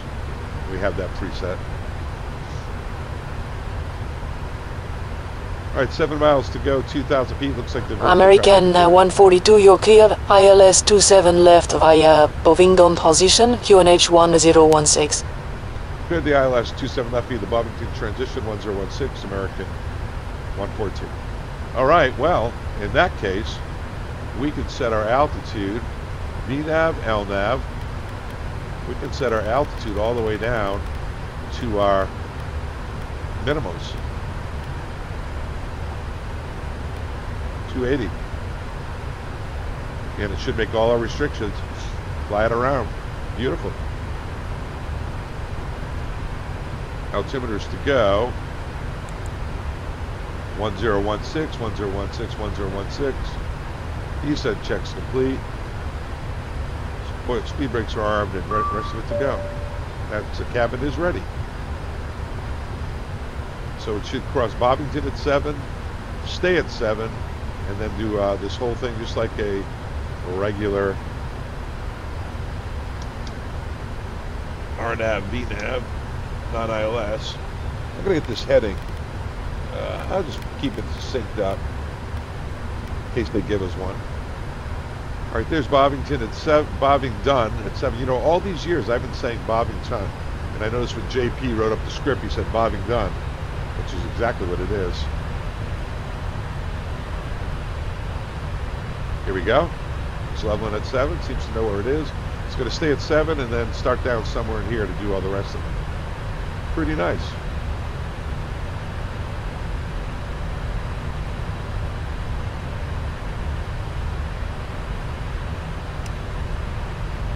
Here it is.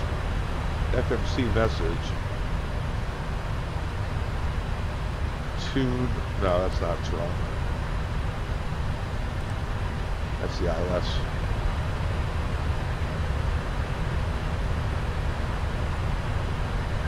Go outside.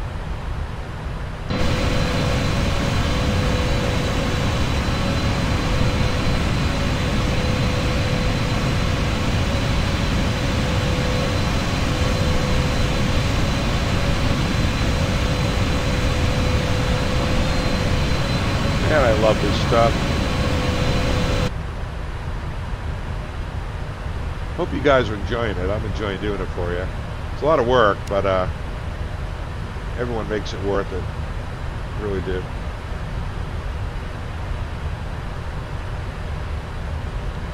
Now, they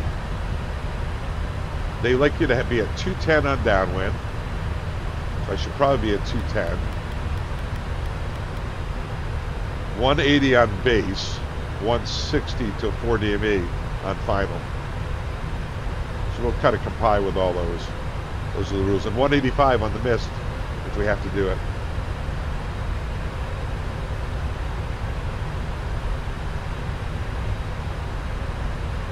All right.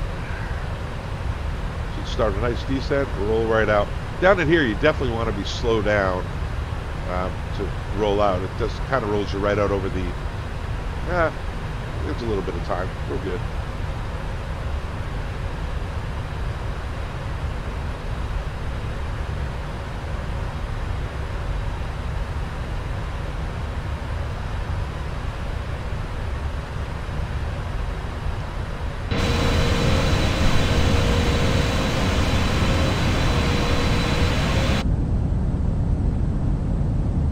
Out the window there.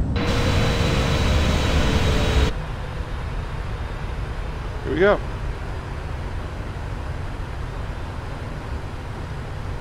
Starting on down.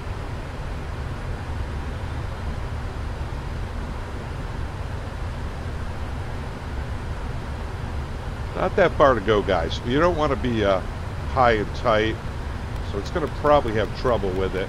So I'm going to bring this down towards 190. They want us 180 on base, but that's coming up.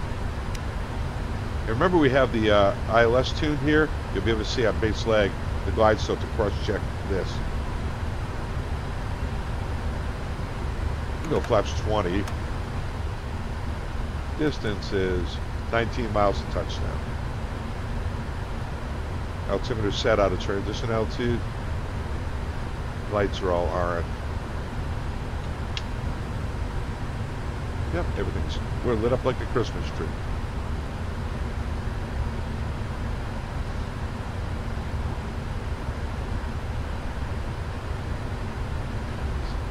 Yeah, we'll see how it does on base. I may have to get some gear down just so I can get some more flaps out.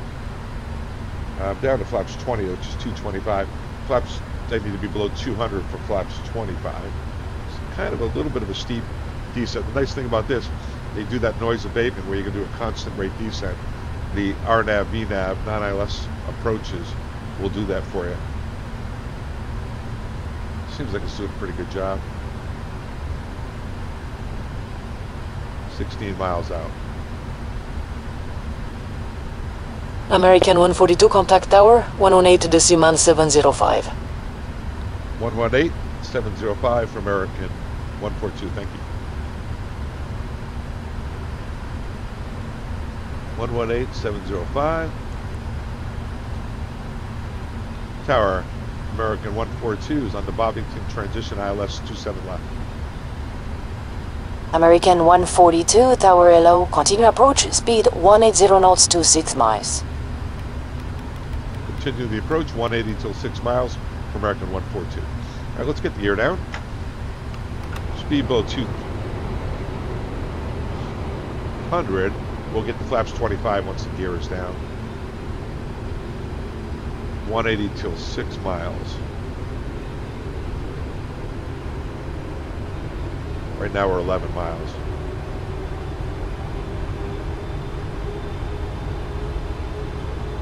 I haven't armed the ILS yet. Yes, I know. All right, flaps 25.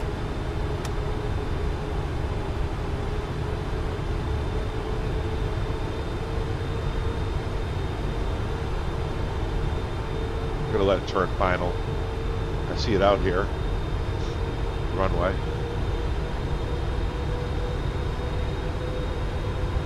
Here we go.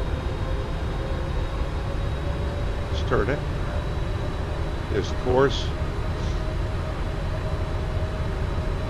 And we are at 9 miles. The runway's right out there. Looks pretty good.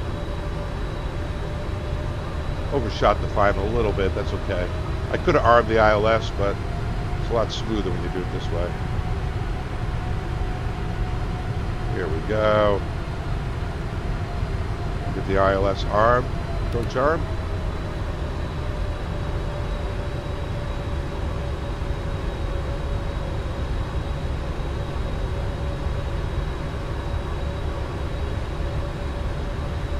You see the glide slope right there. There's the localized course.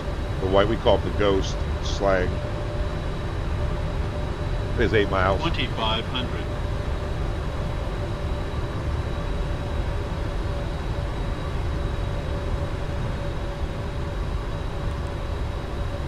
.141's got to be our speed.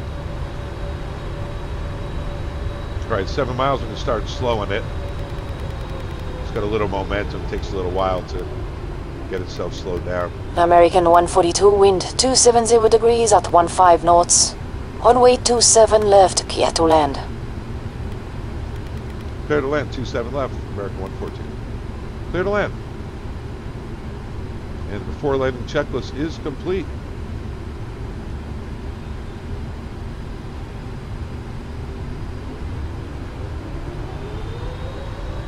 Beautiful. We are low capture, still on the path. It's hanging out below the glide slope. The autopilot is coming off, and I'll get us established there just by pulling it up a little bit. Autopilot's off.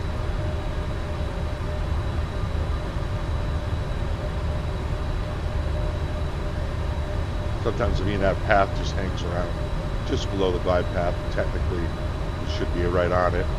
It is smooth when you intercept with the look at this glide slope capture.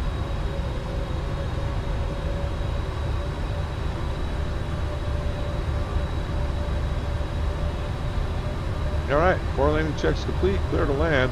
Right-hand turn off, short taxi into the gate. I have to figure that out when we land.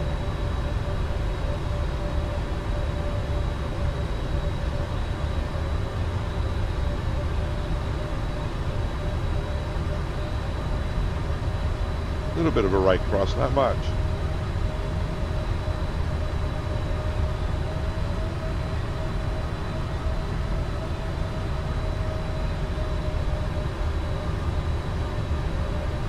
Thousand feet, 4 landing checklist is complete and stable.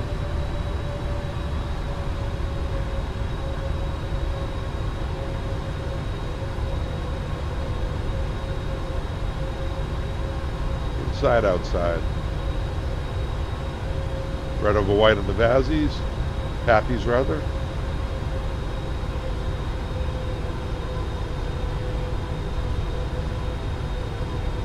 Did a lot of setting changes due to you guys telling me I was getting all the stuttering, and it is a lot smoother coming in here. 500. Stable target, sinking 7.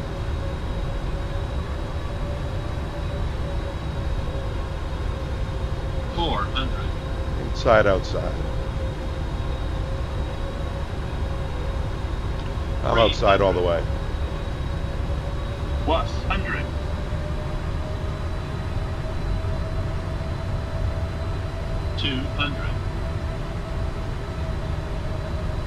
Keep it coming down here. Minimums. Sink rate. Sink rate. 50, 40, 30, 20, 10.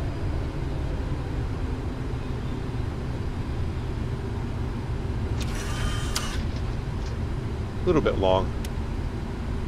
We'll stay at the center line. Get off at the second set of greens. In London, they tell you to follow the green. It's one of the greatest inventions ever known to man. American 142, vacate right. And turn right on Bravo taxiway, contact ground. 121 decimal 905. Turn right, right on Bravo, 121905, American 142. Turn right. Flaps up after landing.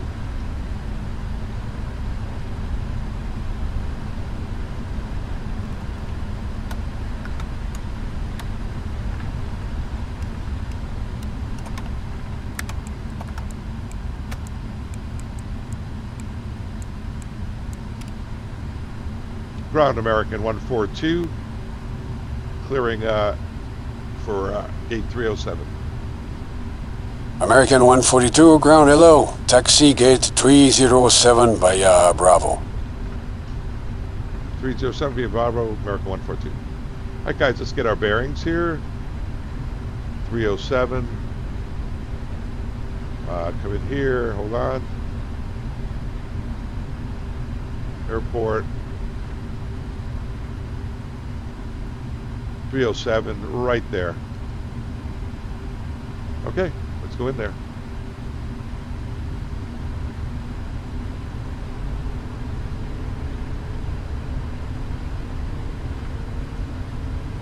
I think our boy here turned off a little too much lighting.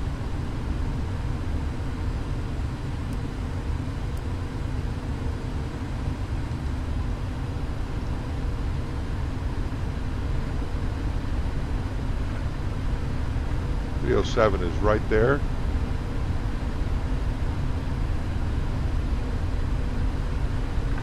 .7 and right in here.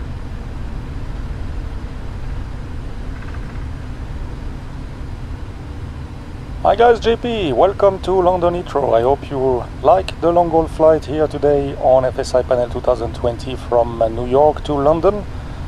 Very good training scenario written by Father Time. So all the good information you get on this scenario have been written by Captain Jeff, so Father Time. So well, that was nice. Hope you enjoyed it, and I see you very soon for another training scenario. Bye bye. Wow, he gave me full credit. That's really nice. He did all the work, trust me. Brakes parked, seatbelt signs off. APU is running. We can chop him. Very nice, JP. Thank you, buddy. Shut them down, go back to the overhead. And overhead.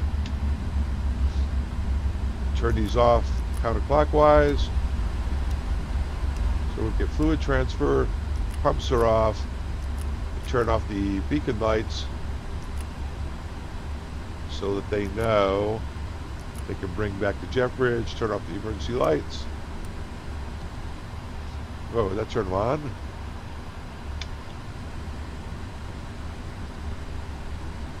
Oh, yeah, it's bad. And let's go ahead and get the dome lights on.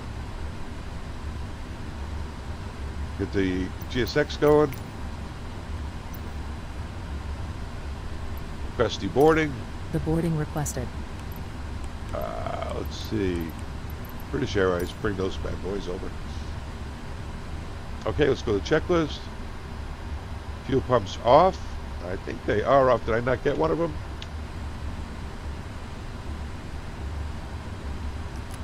Yeah, happy fingers. Didn't get them. Thank God for the checklist, huh? Parking brake. Let's go back to the EFB. Post-flight. I sure hope you guys enjoyed that as much as I enjoyed it. That really was cool. Ground services, request all. Request ground power, yes. And we requested all. I'll do some ground maintenance here. Replace the tires, brakes, cool brakes, IDGs. Let's just do this while we're letting the system cool down so it's ready for next time. And then I can let the parking brakes go.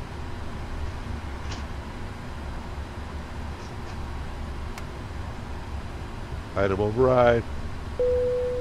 Passengers deboarding starting. Goodbye. Adaroos and packs. Back to the overhead. Adaroos off. We'll leave the packs going. For our guys, get the external power on. Leave the APU running. Just to keep the cabin cool for them. We'll go to FSiPanel. Sometimes they give you a landing grade. See if we get a landing report out of them. Training scenarios. Not this time. I must have made a mistake.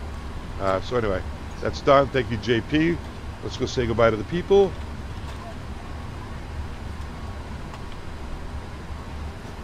Doors open.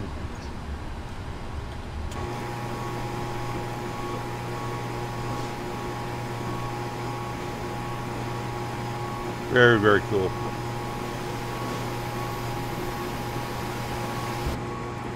Excuse me, coming through. Very short captain coming through.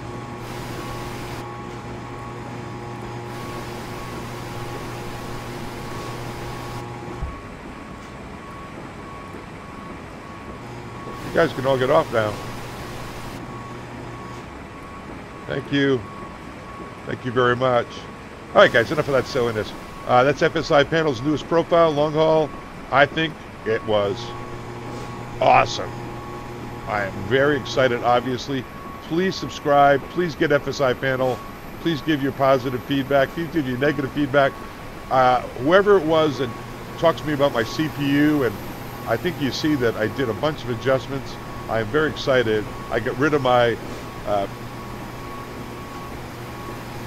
some of my add-on programs, FS Realistic especially, and Weather App. Got rid of all that, and I just decided to go with the basic thing. I downloaded from Ultra to High on a lot of them, and we got much better results. Anyway, guys, very quiet Heathrow Airport. Well, the time's out. Thank you so much for your support. Absolutely, absolutely appreciate it.